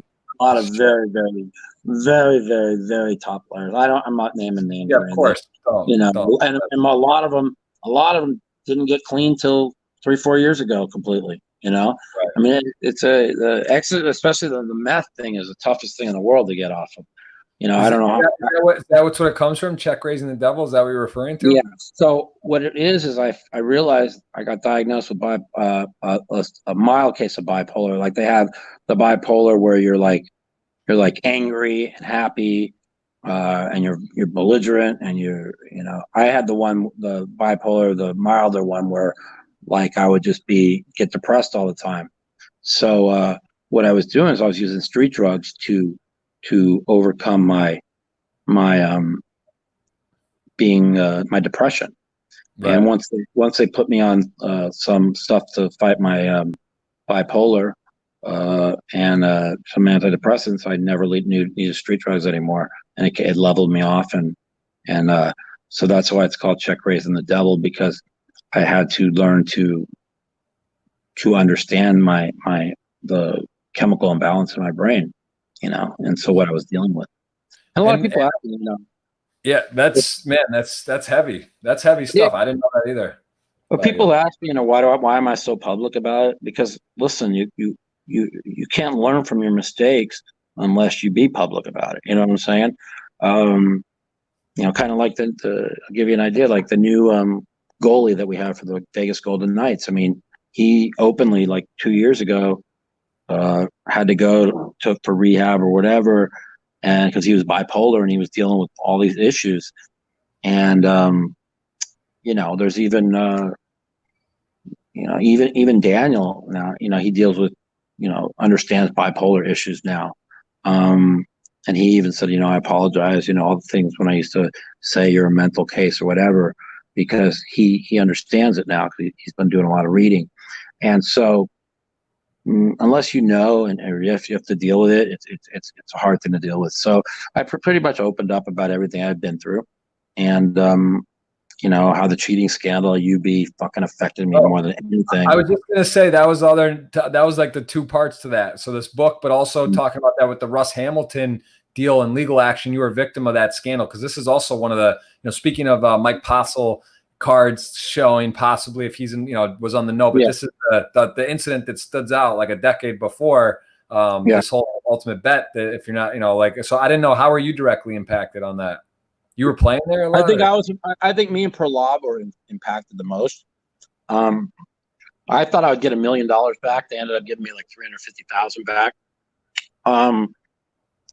I mean, Russ Hamilton used to call me to play him head up. I mean, nobody beat me head up Omaha 8 or better. And this guy was crushing me. We were playing 3-600 Omaha 8 or better, right? And then I was playing 50-100 no limit hold'em. And then we were playing.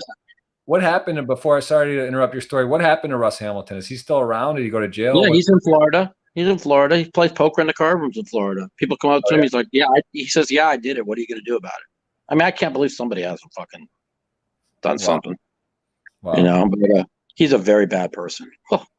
Did he get how did it work? Did he get fined or go to jail or anything? He got nothing because the company was overseas. There was nothing they could really do about it. And he stole $22 million. I mean, their company was making like $800,000 a day, maybe even $1 million a day. And that just shows the greed. You know what I'm trying to say? Crazy, right? It is crazy. I guess it shows you, when you get like the keys to a castle or an avenue, or you're so blessed or fortunate, right time, right place, and you do something, and then you have to it's just never enough, right? If like some point, if you're that person that's sick, it's sick. It's actually sickening to think about what you're saying. That and what nobody understands is what hurt me the most, and this is why I think I'm dominating. I'm doing really good in no limit hold'em again. Is I was afraid. I stopped being able to pull the trigger because they were every time I'd like fucking raise them on the river because my instincts were right. I knew they didn't have what they were repping.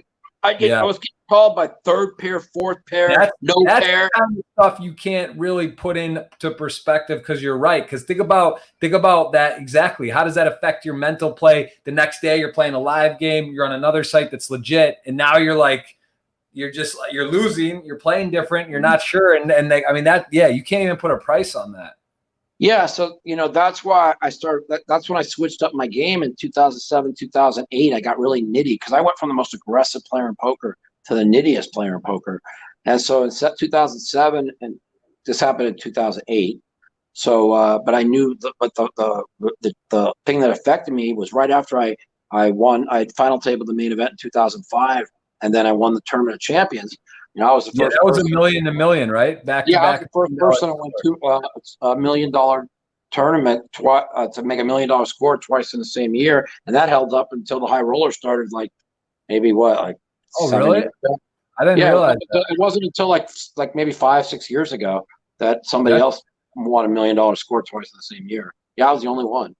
So, and then.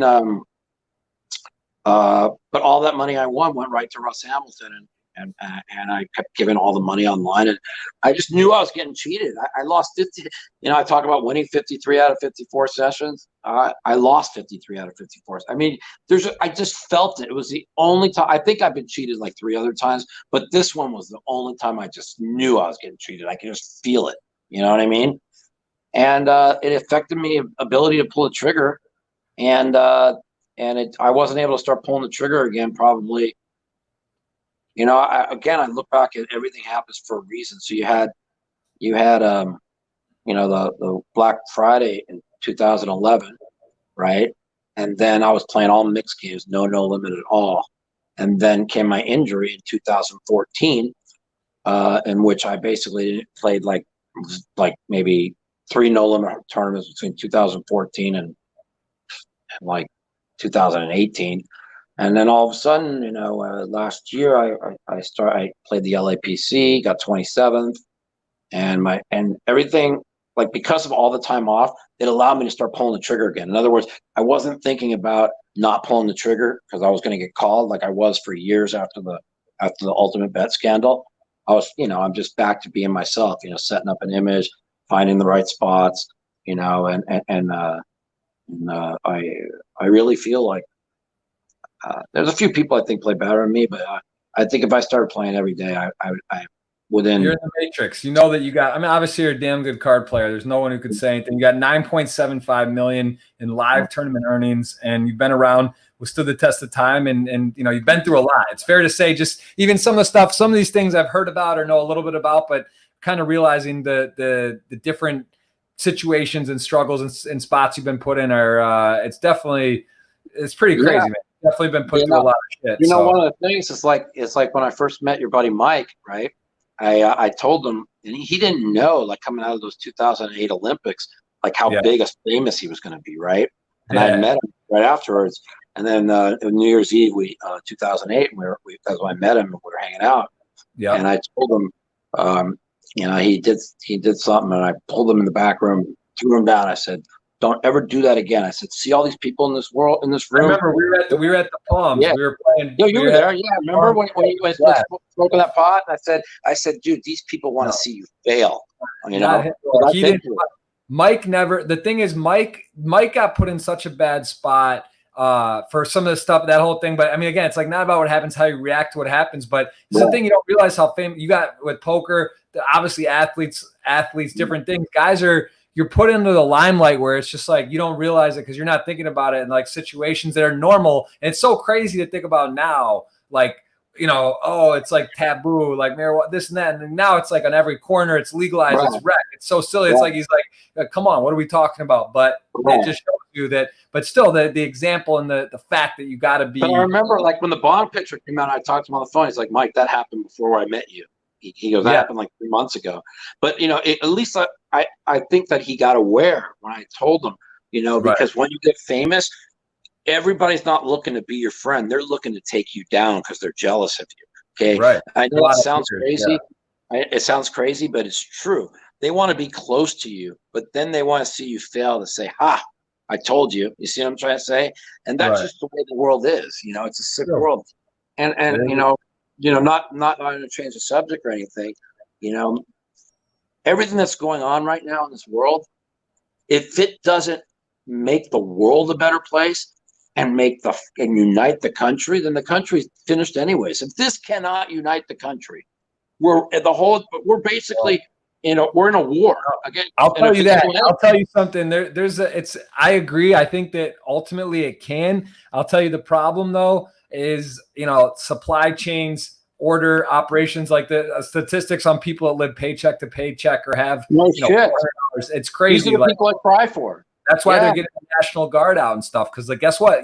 People are fundamentally good at heart, but you got a person with a family, a kid, and they got on the same page. What are they going to do? They got to survive. I mean, that's dude, this is what I've been telling everybody. I'm like, I don't want to be a doomsday person, right?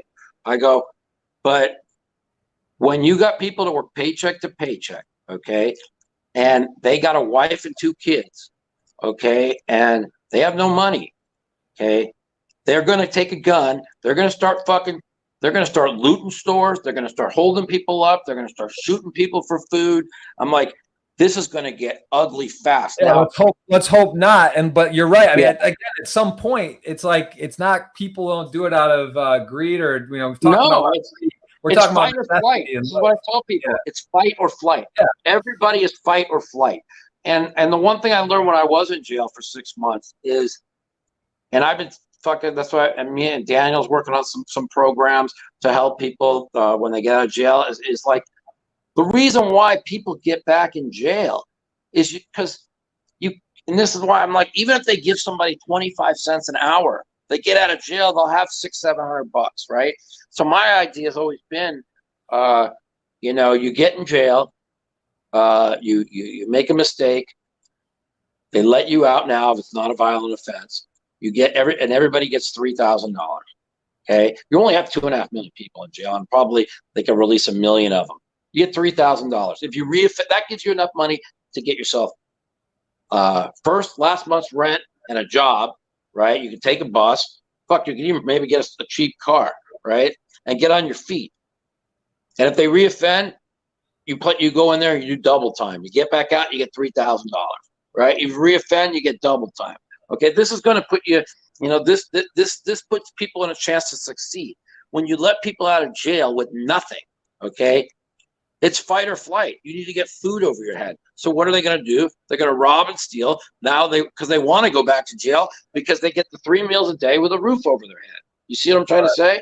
And this is what's fundamentally flawed in our prison system. I'll tell you what, it's complicated stuff because there's a lot of smart people, there's a lot of dumb people, but there's a lot of smart people trying to figure these equations and these problems out. And you know, part of the problem is you're relying on some of the people that maybe aren't able to make these informed decisions. What, you know, like that idea sounds really smart, but like a lot of people, you give them $3,000 and they're not going to make the right decisions. Well, that's exactly it. You know, that's why I think it's a joke. So they're coming up where they want to give 2,400 plus 500 if you have two. So a wife and 2 kids, 3,400, right? And the Democrats are fighting. They want to give 6,000. I'm like 6,000 a month. I'm like 6,000 a month. That's like the top 20% of the country makes 6,000 a month. I mean, you know, you know. But if you look at like the average pay in the country is 32,000 a year. You know, so they're like. I think that's a family. I don't think that's per person. I think that's 2,000. Yeah, they want to get 6,000 a family. Yeah, 2,000 per person, 1,000, 4,000 plus 1,000 if you have 2 kids. But I mean, that's like, you know, I mean, me and my girlfriend were last night. We're like, I think they should go with 1,600. You know, the Democrats and the Republicans make a deal. 1,600 a person and 600 a kid. So if you have a wife, 2 kids, it's 32 plus 12. That's 4,400 for a family, and that's a lot. I mean, you got to remember most like that's only like if you're giving everybody. You got to remember people who live in Middle America, fucking they have like 5,000 square foot houses that cost 100,000 with no bills. You see what I'm trying to say? So you can't just, you know, you can't just pick and choose and give out like 6,000 a month. You know, and so there's a lot of politics involved. It is. It's complicated stuff. Yeah, and people think I don't understand politics. I understand more than anybody. I try and tell people all the time. I'm like, just remember this: not one poker player lives in the real world. Even the guy that's playing $1, $2, no limit, he's still going to win or lose 400, 500 each time, right? Most of the country works, wife, kid, for $500 a week to put food on the table for their kids. You understand what I'm trying to say? That's the real world. So when poker players want to say, this is this and this is this, I'm like, you have no, unless you fucking read and understand what people are going through, right? That not one hard to relate. It's hard to really like. It's one thing. Yeah, it's like, oh man, I can't go play. Yeah, people are saying like, oh, I'm not going to be able to play live WSOP this summer or whatever. But yeah, you're online. It doesn't even cross my mind. Yeah, exactly. You know? And there's a lot of serious stuff. Mike, I already know you're going to be a multiple guest on this podcast. I would love to join yours as well. We can talk forever. Let's hit some questions though before we got it. Our first version, because I want to take, there are some good ones and just sort of run through some of these, and then we'll definitely have to have another episode, man. You're a pleasure to talk to, and it's always fun to go down memory lane. All right, let's get in this. What is your favorite poker memory? Well, I mean, for so many years, it was all about winning the 2002 Omaha 8 championship and beating Daniel, coming back from 5-1 deficit. Which was it? 2000 what? 2002, when I won the Omaha 8 or better World Series bracelet, because I was detoxing from fucking meth, and so I was basically playing poker with no drugs in my body, and I was suicidal the whole entire tournament. So that was for many years the thing that I always said would be the number one, and nothing would ever top it. But I will have to say that the number one has to be winning the NBC head up in 2013 because I had a dream. I won it, and I wasn't even going to play it. I had fucking idiots like Olivia Bousquet saying I can't play at all. I shouldn't even be playing in it. And then I beat like 5 of the top 6 players in the world, 3 of the best no limit head up players in the world. All 3 of them said that I played off the chain, and I did. I got in the zone, and like I said, I had a dream. I won it, and I won it.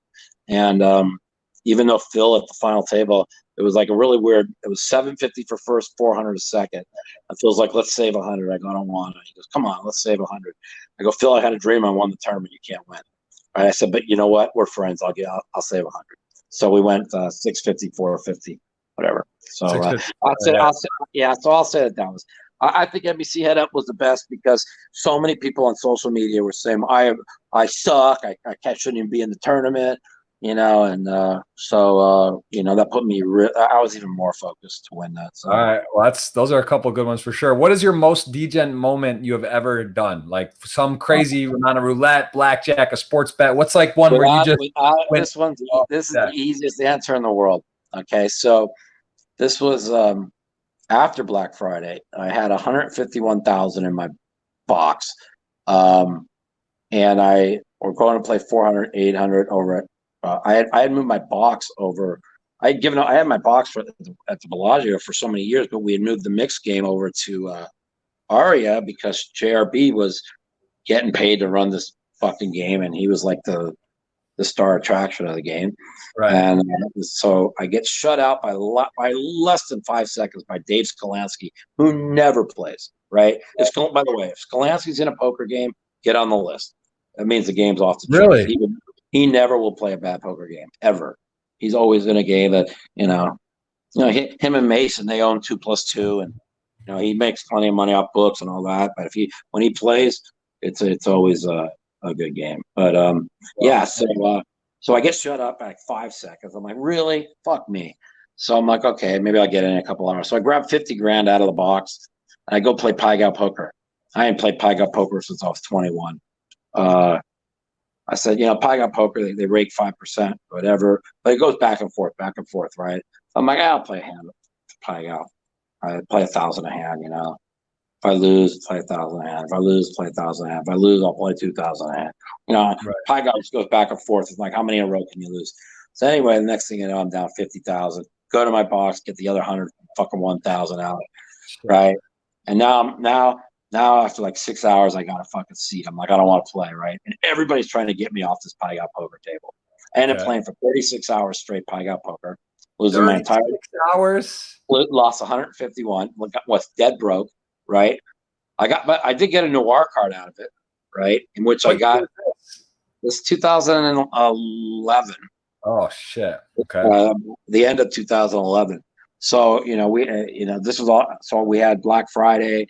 And then this is all the money I had, and wow, just dark time. I didn't even know where to start. I didn't have a fucking quarter. I'm like, how did I just do this to myself?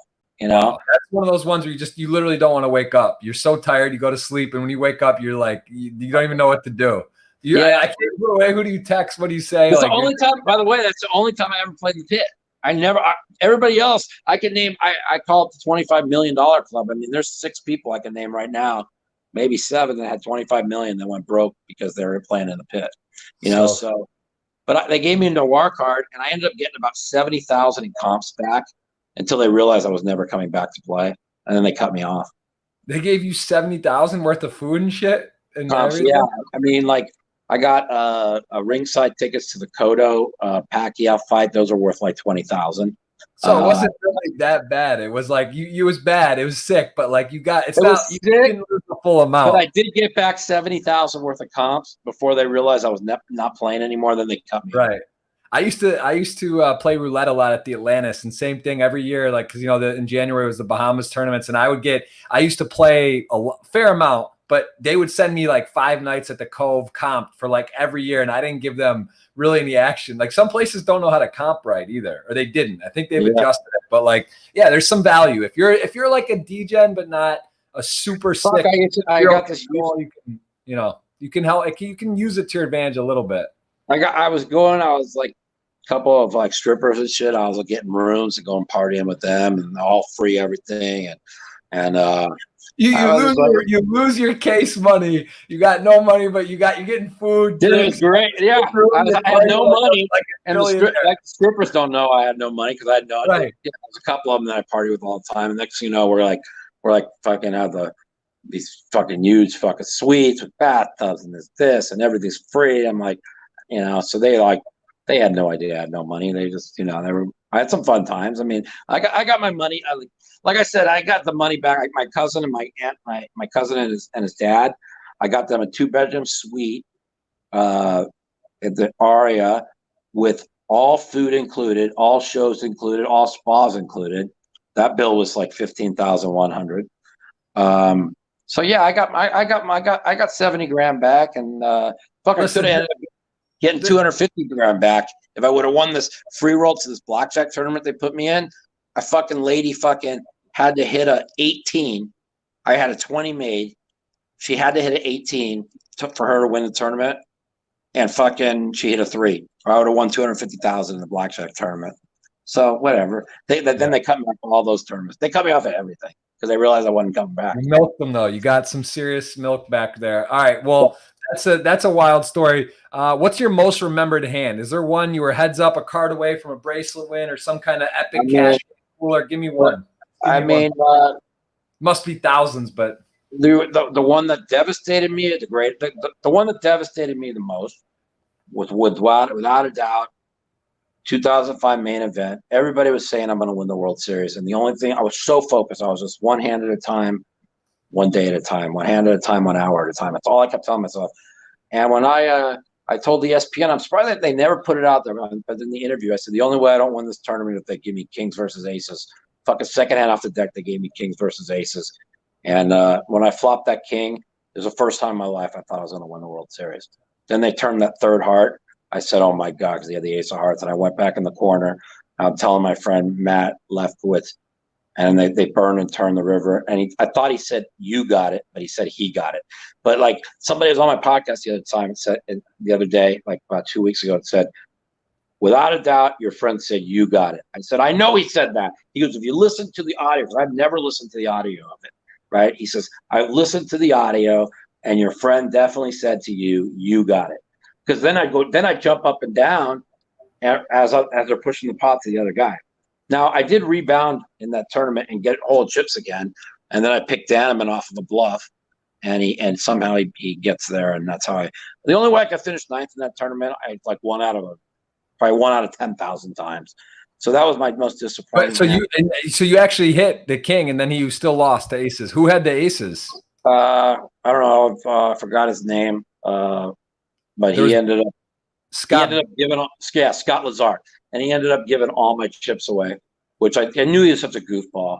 I knew he was just so bad. So it's like when you watch him do that and give all my chips away, it's like it was so. I feel like I always lose to the guy that wins. That's at least nice to be like, all right.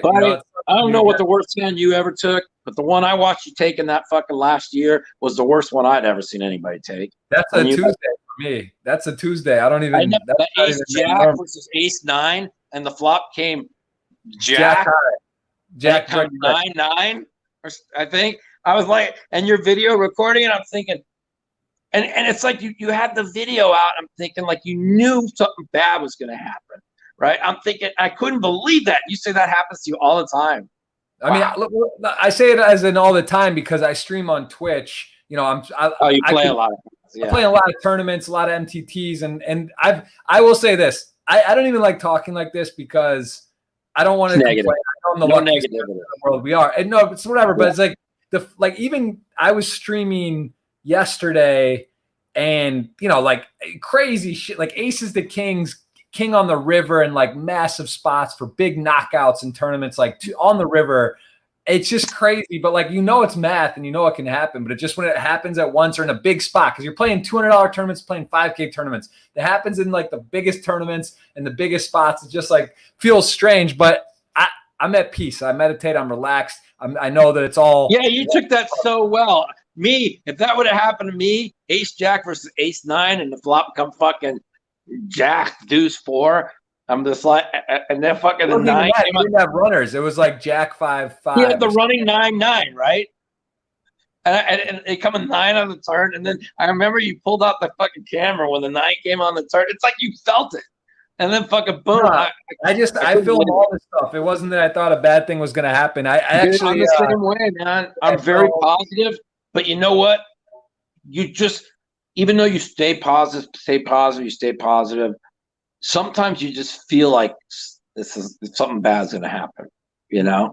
And no, there's no way you cannot say, look, listen, like, I'll be honest, because I've in the past 3-4 months too, especially with streaming, and it's there because it's hard, right? It's not just like by myself. I'm in there, I got X amount of viewers on, having good shows, and it's tough to like take a nasty beat that you know costs like big money equity and just be like, yeah, everything's great. Like, you know, it's not fun to lose, especially when you kind of feel like you get it stolen from you. But it's all part of it. Like, I think it doesn't, you know, it's about how it's important, just like trading or other things. If you start getting upset and I'm so unlucky and what the heck, like, it's just gonna spiral you in other ways. I tell people all the time, I'm like, easier said than done. Easier said than done. Give me a guy with C talent that never fucking deviates from his game over a guy that has an A game that fucking goes off when he fucking loses. I'll take a guy to see every day. See, that's why, you know, talk about Trip Reese being the best poker player in the world that ever lived. Okay, it wasn't that he did not even have close to the best A game. He had a B game, but he had a B, not even a B minus, not even a B plus. It was a solid B every day, and it never went to B minus. You know this better than anyone. You play in good games. Like, you're mentioning these games that are like, you would say in Vegas, they're like considered whatever. I get to play in good poker games as well. I'll tell you poker. You go and start a lineup with these guys who are all like, they played a long time, whether they're good or bad. Their A games are okay, but it's like the guys' games that are their B and C games are so bad they can't win. That's where it's at. And so, like, yourself, myself, our B games are like, you know, it's very rare you're gonna like really rip off and go play a 36-hour high and light it on fire. It's like you're gonna do that once in your lifetime. Where a lot of guys, you know, that's a Thursday night game. They have a couple of glasses of wine and they're stuck $5,000 and they're ready to they'll risk 50. Well, yeah, it's kind of like I said to, you know, I don't want to like tell too many people's business, but like after I grenaded a hand, which cost me the Bay 101 last week. You know, Chino did the same, and I finished 15th. He got 13th, and I'd said to Chino when Mark Newhouse gave me and Chino a ride home, and I started crying to Chino, not about me, for him. I said, Chino, there's nobody with more talent and no limit hold'em than you. Nobody. Your results show for it. I said, you want to have a wife and kids? He said, yeah. I said, when are you going to grow the fuck up? Quit fucking partying, take shit fucking seriously, and fucking and move forward in your life. You know, and I kind of got a piece like about a year and a half, 2 years ago, and that's why I'm able to, you know, to put myself in a position where if I'm homebound here for the next 2 months, I don't have nothing to worry about. Where a year and a half ago, if this happened, I wouldn't have money to pay I wouldn't have money to pay my bills. Right. See what I'm saying? And it's very important right now to lower the temperature on politics, lower the temperature. You know, there's going to be 5 months where when this is all said and done, where we could throw blame. Well, whose fault did this happen? Whose fault did this happen? Because we're going to get through it. And when we do, there's going to be a lot of things being said, and there'll be plenty of times. And you could bash Trump, you could bash whoever. There's plenty of times. But right now, I mean, I tell people all the time, the people that's going to get us through this, the young people are going to have to listen, and fucking Trump's going to have to focus and make. If he makes one mistake, he's finished. And if he fucking gets the country through it, nobody's going to think of all the negative things that happened in the past. I mean, his whole entire presidency depends on the next 6 weeks. And the state of the country, whether the country recovers, depends on making, you know, like all the people, Trump's not my president. Well, guess what? You're tired. The whole country is all depending on the decisions he makes in the next 6 weeks. So yes, he is your president, and you better hope, as much as you hate him, that he gets us through this, because he's the guy in charge. That's it. I'll say this, that I got to say I mean, politics and religion, these type of things, I don't like to go on because it's just polarizing, and you could really, everyone's got their whatever. And honestly, to be fair, I don't have enough to sit like same thing.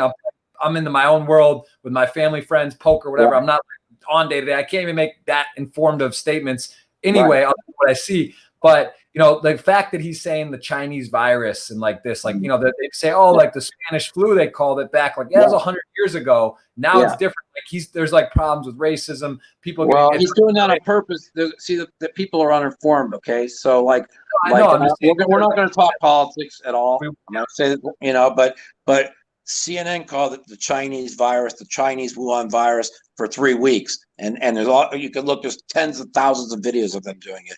But now what they did is they started putting propaganda around the world that America and the American troops planted this virus, right? And Trump's like, I won't put up with that, So I'm going to call it from where it came from, China. It's the Chinese fucking virus. It's, me personally, I think he should have kept saying the Wuhan China virus, because China and Chinese are two different things. So I wish he would just call it the China virus or the China Wuhan virus, because we have a lot of Chinese Americans. But you know what? This is what you have to understand. China's weakness, our weakness, is political correctness. So they're trying to divide the country over racism or political correctness by saying this. But there's a lot more, because they don't want. The bottom line is this: there's no two ways about it. And after this, we're not going to talk politics. China did this to the world. Nobody else did this to the world but China. That's it. They fucking kept the CDC out. They kept the World Health Organization out.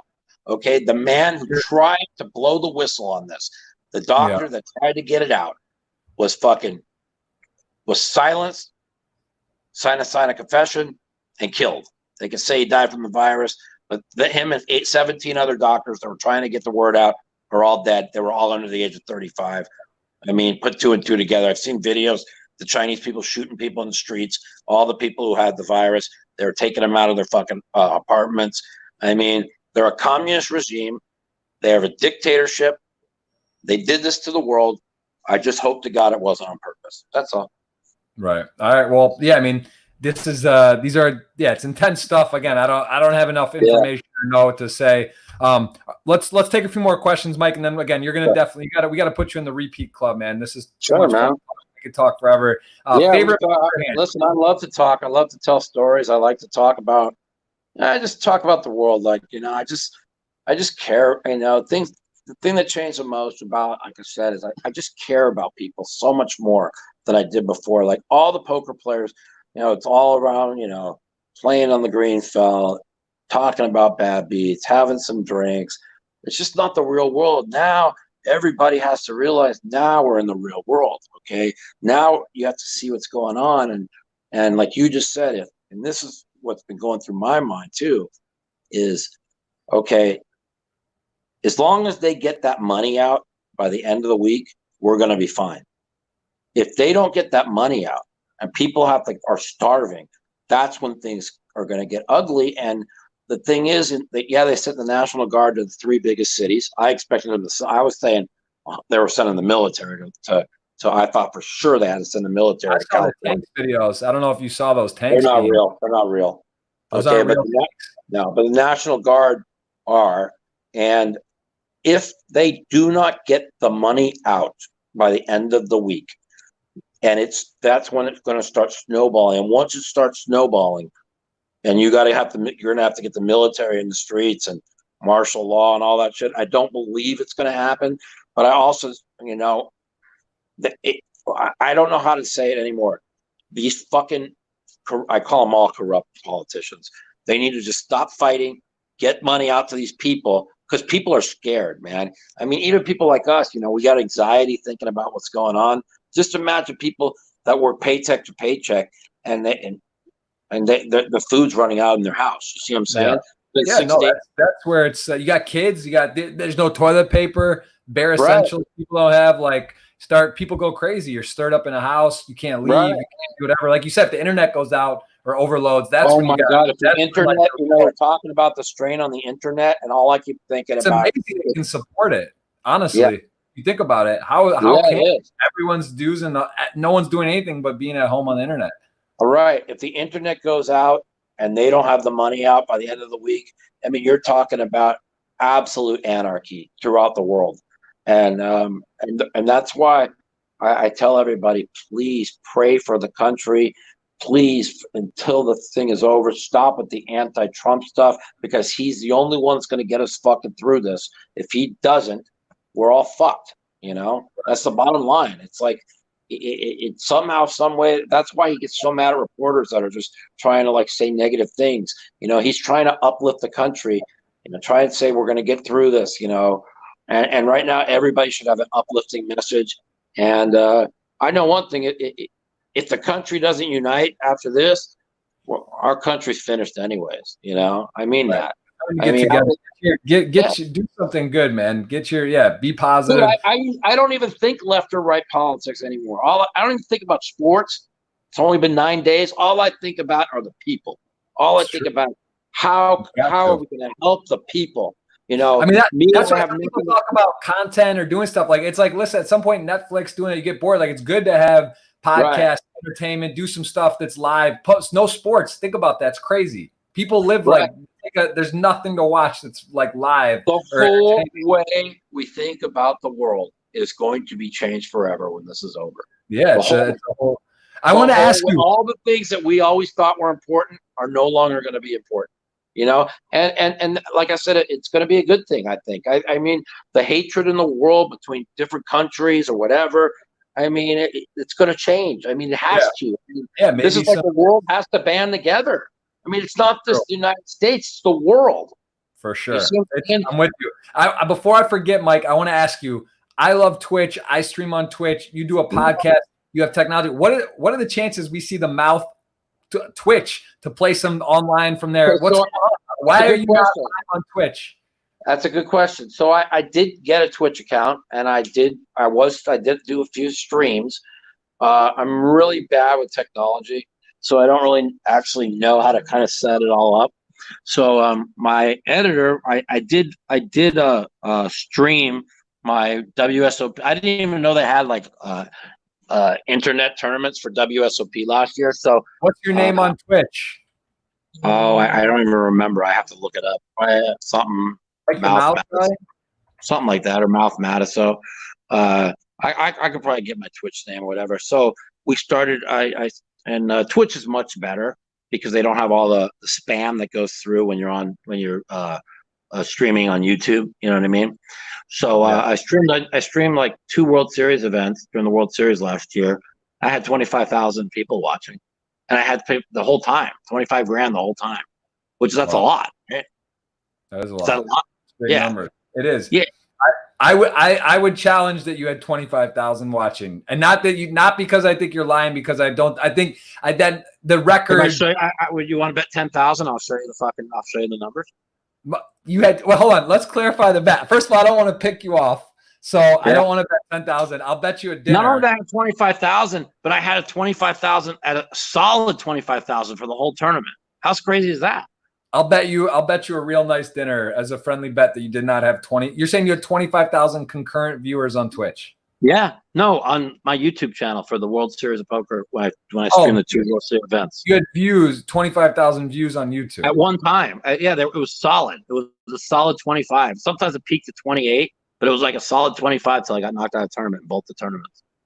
I couldn't believe it myself.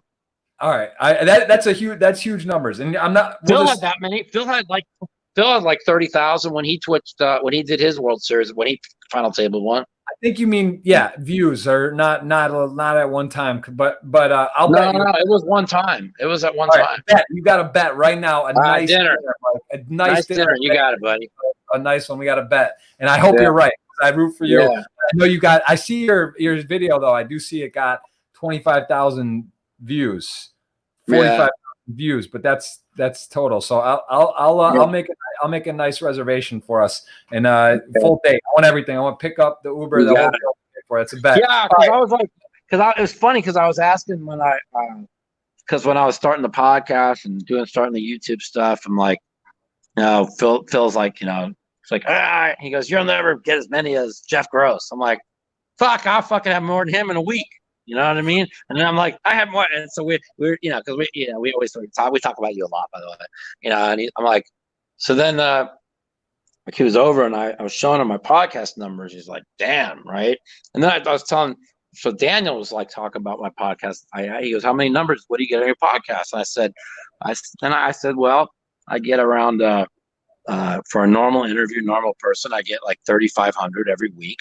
I said, when I get you or Phil on, I get anywhere between 8,500 and 15,000, and that's like viewing like right away. Now we also get a lot of people.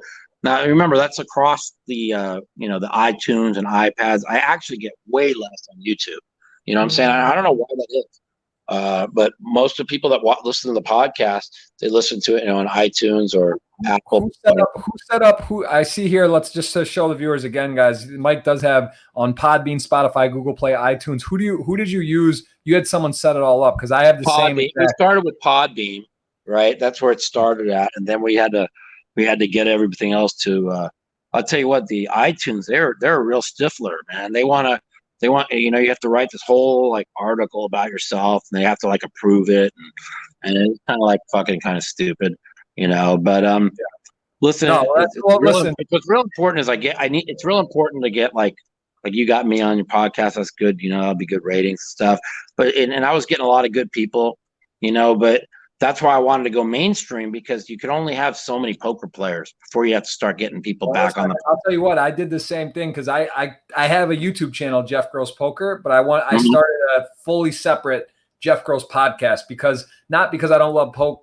I want to have a lot of people in poker, but you're right. There's only you could do a good amount, but at some point, if you like podcasting, and you want to talk to people, you got to branch out of just poker. So that's why. That was what I was trying to do when I got I got a couple good baseball players on. I got a couple big time political people on, and I was like, I had told my my editor that I said we'll be mainstream in a year, and we were mainstream in 6 months.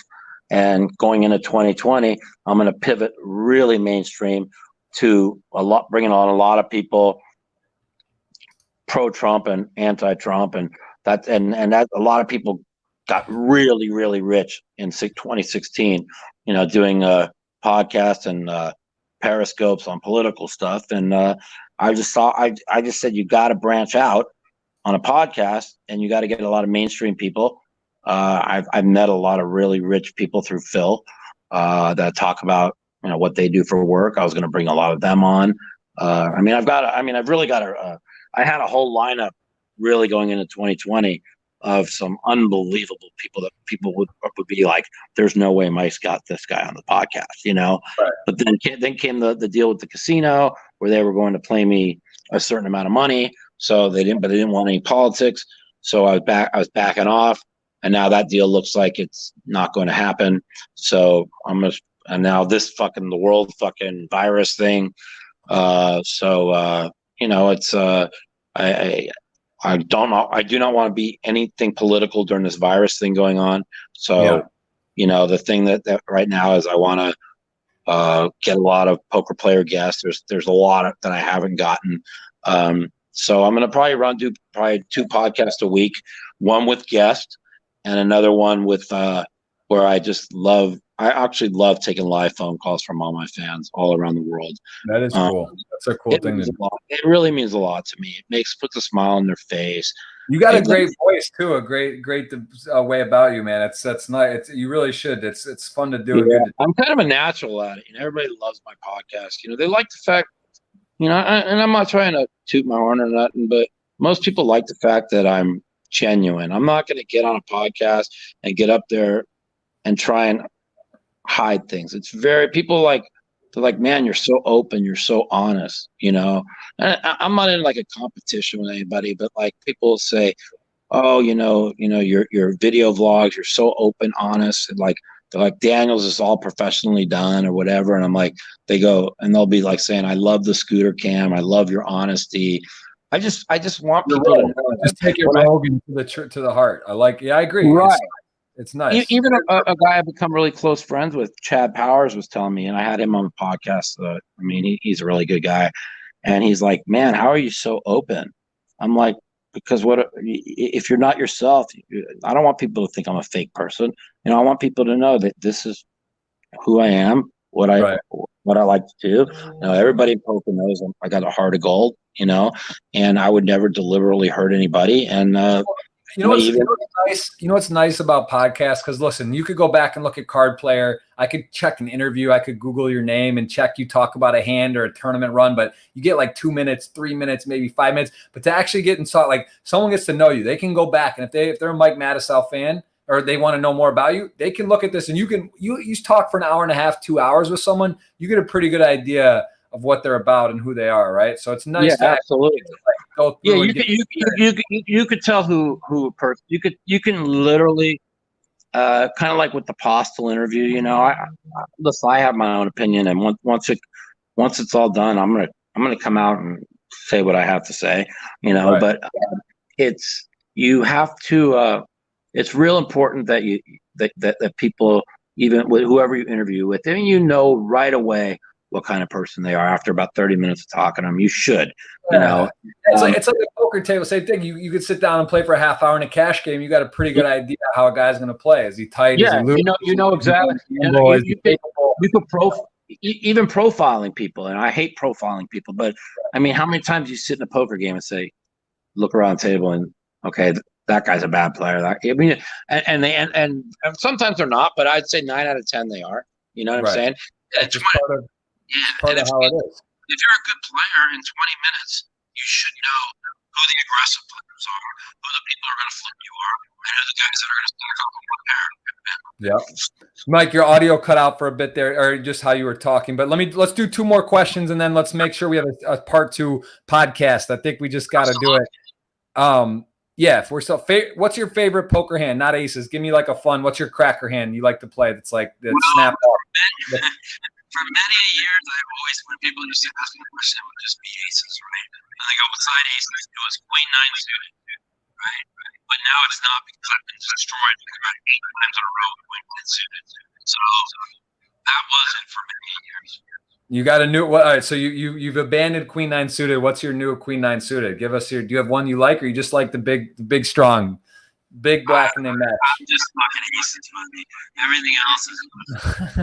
Everything else is. I don't believe if you start fucking playing dog shit hands because you want big pops to them, eventually that's going to end up catching up to you, and you realize that hand fucking sucks. Which was considered for about 10 years, by the way.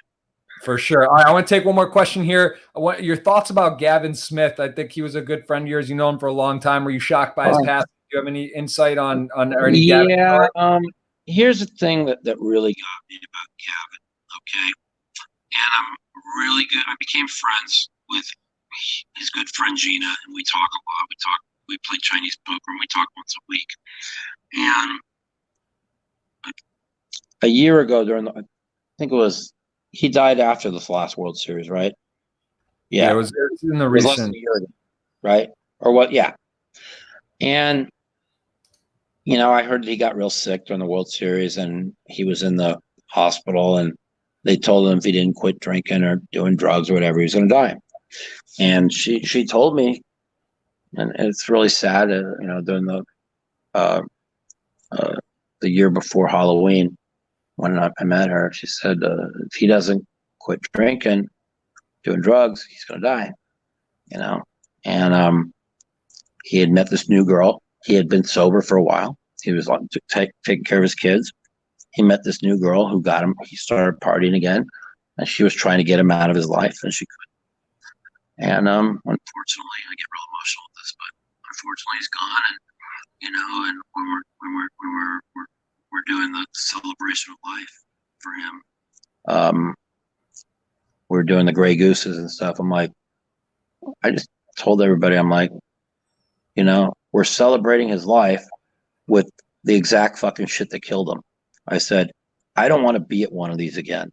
I go, and that's why I'm really strong with Chino. That's why I'm really strong with Brandon Cantu. That's why I call my friends out. I'm like, I'm not going to be at another Gavin Smith fucking celebration of life because you guys can't quit drinking or partying or doing drugs or whatever. Just wake the fuck up. It's time to wake up. I don't want to be at another one. I go. The thing to learn the most from Gavin Smith is like that none of us at another celebration for life like we could have stopped happening. Is that a fair statement? Yeah, no, I'm with you. It makes sense. Makes a lot of sense. Yeah. Well, great guy. I mean, I knew Gavin as well. I'm not sure not as well as you, but just a guy who loved life. So was always having a good time. Just a fun guy for sure. He's so much like me in ways. He's a straight shooter. Like you know, if I misplayed a hand, he'd be like, we all misplay a hand, Mike. Don't worry about it. You know, just get in there and focus. Or if I did something wrong, he'd call me out. And I mean, he didn't hold anything back. He was so much like me in that way. You know, he was a straight shooter. And it's tragedy that I just want. If we learn from it, and we don't have to go to another one of these of a poker player we know, then you get something good out of it.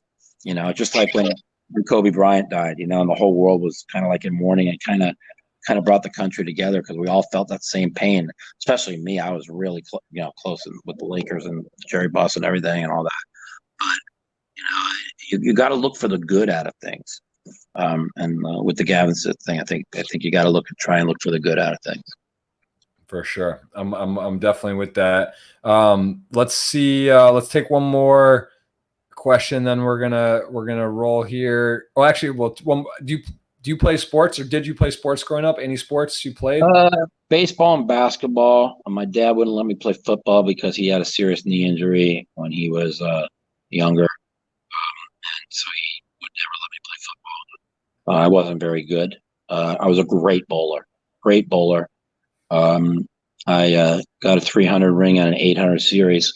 And once I got the 300 ring and the 800 series, which is all I ever wanted, I fucking got my rings. I threw the fucking bowling balls down. I never bowled again. I started bowling again. Never bowled again? Till about 2012. Okay. But I was struggling. This is like, again, I could tie everything back to the injury and when it happened and how it happened.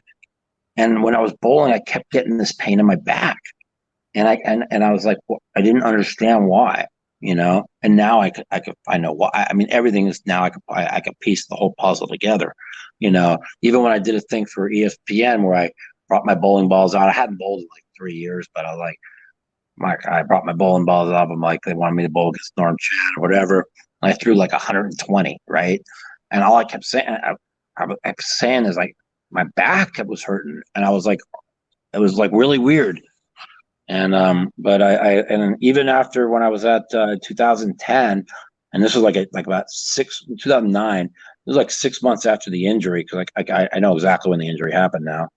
By the way, it was Antonio and Dan Blitzerian's fault, by the way, but that's okay. I blame them. I blame them, and they think I'm joking, but I don't really blame it. I don't really blame Blitzerian. I blame Antonio. He thinks I'm joking, though. For what? I love him to death. I didn't hear what you said. Blame him for what? Well, here's this. This is the craziest story. I don't even know if I want to go here. So, back in like 2008.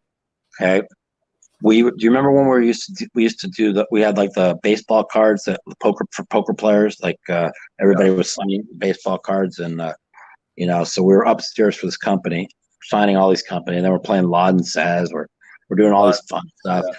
Antonio says, "Hey, we haven't hung out in a while." He goes, "Why don't you come over to my house?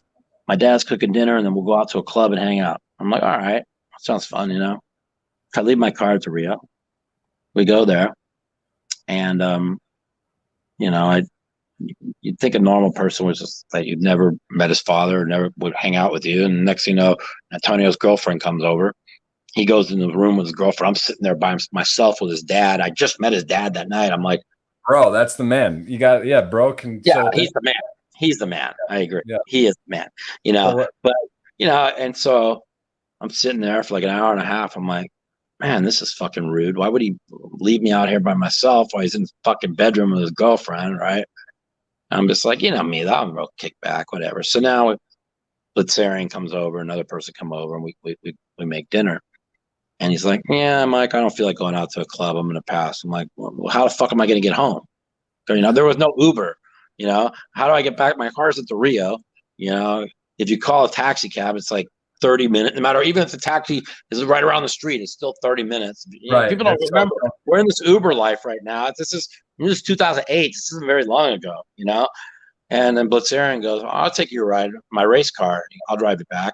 I don't know if you've seen Blitzarian's race car, right? Oh, yeah, it's awesome. No, I've seen it all. He's got some Fucking cool awesome. Yeah, 9-second race car. And I used to own a 10-second race car back in the day when I was growing up in high school and stuff. And so I was like, yeah, all right, that's all good. And I didn't realize that that's when it happened until 6 months after the surgery, because the doctor said that the calcification on the disc was between 5 and 6 years old. But then I remember when he hit the gas in the race car, I had the seatbelt on, but I wasn't strapped in yet, and my back snapped, because it's the only thing that could cause a thoracic spine contusion is some kind of an accident or some kind of something like that on your mid back, because your ribs protect your thoracic spine. And I'll never forget, as soon as after he got off the gas and then he pulled into where my car was, I fell out of the seat. I was on the ground screaming at the top of my lungs, just going like, we're just writhing in pain and crying and grabbing the middle of my back, right? And I'm like, holy fuck, something's fucked up. Oh my God, oh my God. And all of a sudden the pain went away.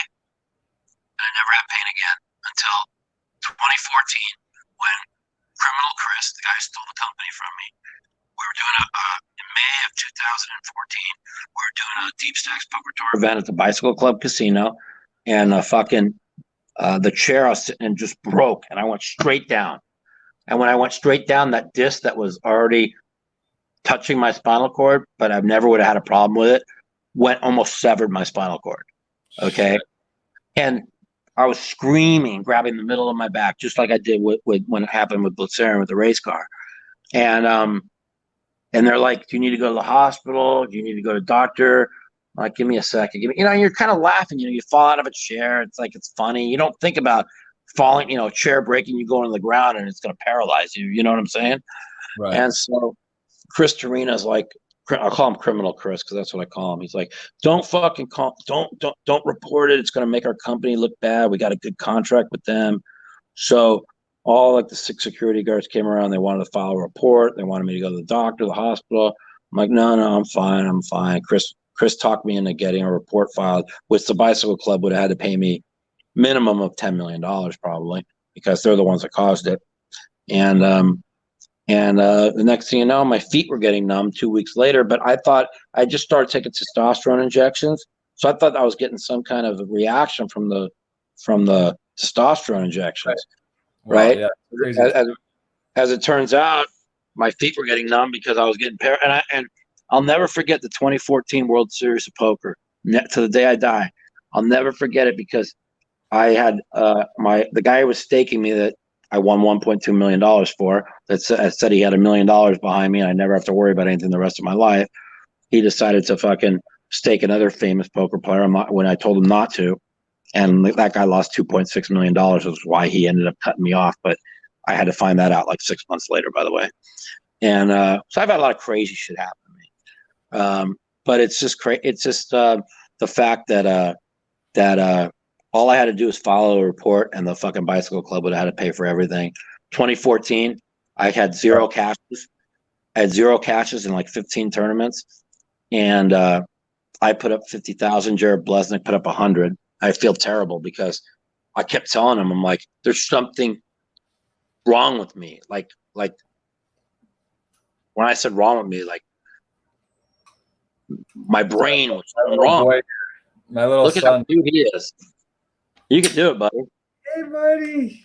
Hey. You can do it. He's still awake. He's cute. Hey. Mikey's got 2 kids now, right? 3. He just has 3rd boy. Yeah, we're out at his got a new place out there in Arizona, and he's got 3 little ones under 4. So yeah, wow. It goes real quick, man. It's crazy. What about you and kids? Sorry to interrupt. I want to have kids. I want to have kids. You're a young buck. Are you 52? Yeah, I got to get my girlfriend to quit hating me, and then maybe I'll have kids. No, yeah. I love her to death, man. It's like I mean, relationships, they're hard, but I'm hoping to have. I hope you do. I hope you do it, bro. It's not. You're Yeah. not even close to too old. No, I need to have a family. Like, she's 41, so she doesn't have much time left either. Maybe 42. I think she might be now. So, it's real important. It's real important to me. So it's the new age, man. 40 is the new 30. She can don't pigeonhole. She's she could do it, bro. You could do it. No, I know. No, it's like this is the only thing that goes through my mind every day now. Is literally I'm grounded. I got like honestly, back in the day, I wanted $100 million, right? Then I wanted $10 million. Now I just want the fucking $2 million that I had every fucking day for my whole life. You know what I mean? Right. Fuck, I don't even want that. I just want to be debt free with $1 million. I'm not even like greedy anymore. You know what I'm trying to say? It's like, because I realize in life, there's so much more than poker and money. And I mean, I've really changed. I'm like a completely different person I was 2 years ago. I really am. And I give a lot of credit to Hellmuth that really helped me with my money management, because people don't even realize this. Like, Phil never plays his own money in poker tournaments. He never does. He puts up like maybe 20% or whatever. And he's got plenty of money. It's not about, it's not about tournaments. Those swings, he's so cute. Sorry to interrupt. He just, the swings in poker tournaments, you could go a lot of swings, and the swings are brutal in tournaments poker. So, it's I figured it all out, man. I just wish I would have figured it out 10 years ago, but that's all good. At least I figured it out. No, it's yeah, for sure. It's true, man. It's good to put it all in perspective, and you got to decide if you want to do it or not. Or I'm sure you have family, or you have nephews or friends of kids. It's all good, but my cousin, when I first started dating the girl I'm with, he had a 1-year-old. Now she's fucking 8. And I was expecting to have kids like right away. But then came the money situation, and then the injury. I mean, my girl's been through hell taking care of me, and I give her a lot of credit for it. I mean, nobody in the world knows what I've been through. The only one that knows what I've been through is my girlfriend and maybe Phil. And other than that, and my best friend Ben. But even he doesn't. Yeah, those 3. Other than that, my parents don't even know what I've gone through. They like, every time I go into like terrible spasms and pains, they're like, and I start screaming in pain. They're like, "Are you making this up?" I used to, before I put this here as a spinal cord stimulator. Before they put this in on January 19th, 2019. I mean, I used to get these spasms 3 times a week that called intercostal neuralgia I got from the surgery, which was so debilitating. They say the pain's 3 times worse than childbirth. And I would get those pains 3 times a week until I got that put in. So that's why I had such a good year this year, is that I've been able to I've still got a 15% pain every day, but I mean, getting 85% of it was huge. So I'm glad. Mike, you look good. You look healthy. It sounds like you're very happy. Like I said, I'd love to see you doing the podcast stuff and being, positive and doing the right things, man. And I want to wrap it up, and we'll do we're going to do a $55 giveaway courtesy of Party Poker. We're going to give away a ticket and the mouth. We're going to go ahead and give that to you guys. And then last thing, someone keeps asking, there's been Phil Ivey traveled the world. You guys were full tilt. Do you have any good Ivey stories? Like, not anything personal about him, but any like fun time golfing or something? Okay, I'll give you one Ivey story. Okay, so every time. Okay, so me and Phil used to be really close, right? And so the first time he ever rolled dice, he won 8,500, right? I fucking screamed at him, "Do not ever play dice again." I'm like, and I pointed over at TJ Cloutier. I say, "See TJ over there? All he does is ask he owes like 10,000 people $300, right? Because that's what TJ did, because that's how he just lost all his money playing. I got it control. It would never happen to me, right? Next thing you know, he was a degenerate dice player. So every time I walked up to the table, he would always 7 out, right? He's like, get the fuck out of here, Mike. He's like, I'm like, I told you, like, why'd you have me come over? I'm like, I'm the worst. So then this is right after my girl friend that I was with for 3 years broke up. We broke up, and this is the first time I've been rich, famous, and single. And that was 2009. And so we were cruising around London, and we go into the Crockford place, the place where, the infamous, all that shit happened. And we go to, I had like sure I know what you're referring to, honestly. I've heard about this. Sounds familiar, that name, but no, the whole thing with the Crockford sued him for $12.5 million. Yes. Yeah, the whole thing, the whole Baccarat thing. So we're in the Crockford of 2009. And I had 800 euros on me, and the euro was worth twice as much as the United regular dollar back then. So like if you had $1 million, it would be like 2 million euros. So I had 800 euros on me, and Phil's like, Mike, I want you to roll the dice. I'm like, dude, every time I'm in that dice table, you lose. He goes, I got a good feeling. All right. He goes, put your own money up too. So I take a couple hundred euros, I put it up, whatever. I rolled the dice for 20 minutes and I won 9,100 euros, and Phil won 360,000. So that's my good Phil Ivey story. After he told me to get the fuck out anytime I got near a poker, because I did. I mean, that's why I never got addicted to dice, because every time I walked to a dice table, first team 7 out. So if I would have hit, I look back at it now, like if I would have ran good and rolled for 10, 15 minutes, who knows? I could. I'm a very addicted person. I got addicted to everything. So that's why I never got addicted to the pit. So. Yeah, that's smart. Other than your $120,000 pie gow or $151,000 6-hour, that's a crazy story, man. That's really crazy. It's the only time I ever went in the pit since I was 21. One time, that was it. That's man. So, but you learned your lesson. You got some good comps out of it as well. Yeah, and you know how I know I got it together. Okay, so we played in a 100-200 game. Phil had a bunch of his rich friends in town, and I won. I didn't run very good, but I won $3,000, right? And I went 50-50 with Phil because those guys at Games plays big, so I won $3,000, right? So I got 1,500. So one of his rich friends and him, they wanted to go play baccarat. I never played baccarat, so he's like, he tells me and Danielle Anderson, like, give us 1,500. Well, I'll go 1,500 each, right? Because his rich friend wanted to play 1,000 a hand, right? And so we each went 1,500 apiece, and we lost. And that 1,500 bothered me so much, because I remember how tough it was when I was like living off $100 a month to eat, right?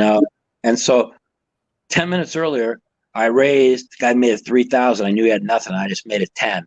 So and the guy snap folded, right? So I'm still able to play poker. But now $1,500 means something to me, and that's how I know. That's how I know I'm home free. That's how I know I'm home free, because you have to get that perspective, and that's what I was able to get. That's awesome. I must say, Mike, this is we set some records. I think we set records for questions asked. We also set records for time. This is I think 2 hours and 5 minutes. We've gone an hour over my record, but it's not an accident. We could talk forever. Again, you just got that. It says here, I think you might be wrong. It says here 3 hours and 12 minutes. I'm saying my record before was 2 hours and 5. So this is like this is like not I'll even break all your fucking records, man. You're just gonna scoop everything. But we're so we do. I just want to remind everyone we did have a giveaway, and we are going to. Let me just take a look here. For some reason, this thing is not working. Of course, the first time, also a record, first time on the podcast. This doesn't work, but we have a $55 ticket to give away. I'm going to figure this out, and we're going to. There's nowhere to paste it. Usually, we do this and we copy paste the tweet. But it's not look like it's up, but it doesn't matter because we will pick the winner. It's just not going to be, looks like this second. Is there anything, I don't know why. Oh, see here, I go here, I copy the link, I go here, and there's usually a place you can just paste, and then it says, gives you the winner. I can't even copy and paste correctly. My editor goes, copy and paste it over to me. I go, how do you do that? They can't do it either, but we are going to get it. Don't worry. Someone's going to win a $55 ticket. Mike, do you want to leave any closing statement? This is a crazy time in the world with what's going on. Yeah. Anything you want to say to I people out do. there? I want everybody that listens to the show to realize two things. A, this is really serious. Stay inside until people tell you know it's we're sacrificing 3 weeks of our lives for the sake of all of our countries, not just the United States, wherever you live, Europe, Italy, all over the world. It's 3 weeks of our lives we must sacrifice, and hopefully, and I mean this from the bottom of my heart, this people realize that sports, poker are meaningless. You know, life, people are not just most of us are even are able to live and not worry about people. All these people in the service industry that works on tips week to week, all these people, like 90% of the country or 75% of the country that work paycheck to paycheck. I mean, I ask everybody to realize and put this into perspective. These are the people we need to care about. These are the people we need to have our hearts and our minds on. Because poker doesn't mean nothing. Sports don't mean nothing. The survival of the world, the country, it's all. I mean, I can't even believe in 2020 that this is even possible to happen. You know, but it happened, and there's nobody to blame. It's happening in every country. You understand? It's not just our country. So, you know, stay strong, everybody out there, and really, really try and reflect and put things into perspective. I mean, 10 days ago, everybody's lives are different, right? I mean, the whole way we look at the world is different. And 3 weeks from now, it's all going to be different. And the whole way we looked at the world over the last our lifetimes is going to be completely changed forever. Kind of like after 9/11, the world was changed forever. The way everybody going to, I pray and treat people, it's going to be, hopefully it's just going to be better, you know? Right. I really mean, I mean, and it's hopefully this is a once in a lifetime type. We've seen SARS, Ebola, these type of scares, but I mean, for me personally, I don't really remember the details or the difference. Yeah, so it's one of those things where this is like you said, but hopefully this is a 1 in 100 or once in a lifetime event. This will never happen again. The reason why this will never there'll be something that this happens again, but the difference is now that this happened in the world, there's going to be, like, our military silos are going to have 5 million fucking ventilators on the side. They're going to have 50 million test kits for fucking thing. They're going to have all these things, and where our life and our economy will not be changed. You see what I'm trying to say? And that'll be in every country will be like that. That's the reason why Japan has not been hit that hard. And even South Korea has been hit hard. They're able to withstand it because they had SARS. See, I've learned all this just over the last 2 weeks. You know what I mean? I don't even know what SARS was. Fuck, even the Ebola thing, people were like scared of Ebola. I'm like, I thought it was a joke. You know what I mean? I remember playing that series of poker, I guess when the swine flu was going around, and I didn't even know. You gotta remember, like I was telling you, I never watched TV for 25 years, so I had no idea what was going on. I just remember all the fucking hand sanitizer on all the walls of the World Series. And then I remember the next year, I was checking where'd all the hand sanitizer go. I thought they were just, I thought they just put that in just because it's, you know, because the World Series, because you know how dirty the chips and all of that. So I look back at it now. They did that because the swine flu was going around. I didn't even know what it was. I just remember people talking about pigs flying and causing some virus. But I didn't know it was serious. You know what I mean? It shut down the whole fucking world. They shut down. You know how bad this is. They're shutting down the fucking world. You know, people need to put that into perspective. They don't shut down the entire fucking world unless they know just for accidents. You see what I'm saying? So I think it's probably 100 times worse than they're telling us. But they can't have people in a panic, and I think that's why they've closed the country down in segments. Now, I don't want to cause any fake news or anything because there's a lot of shit, you know, going around, a lot of bad information. Your mic got cut up again. Yeah, can you hear me? Yeah, it's just kind of muffled. It goes in and out. It does in the corner of my bed all the time, but I have to have it plugged in because my phone's almost dead. Oh, okay. Yeah, but yeah, so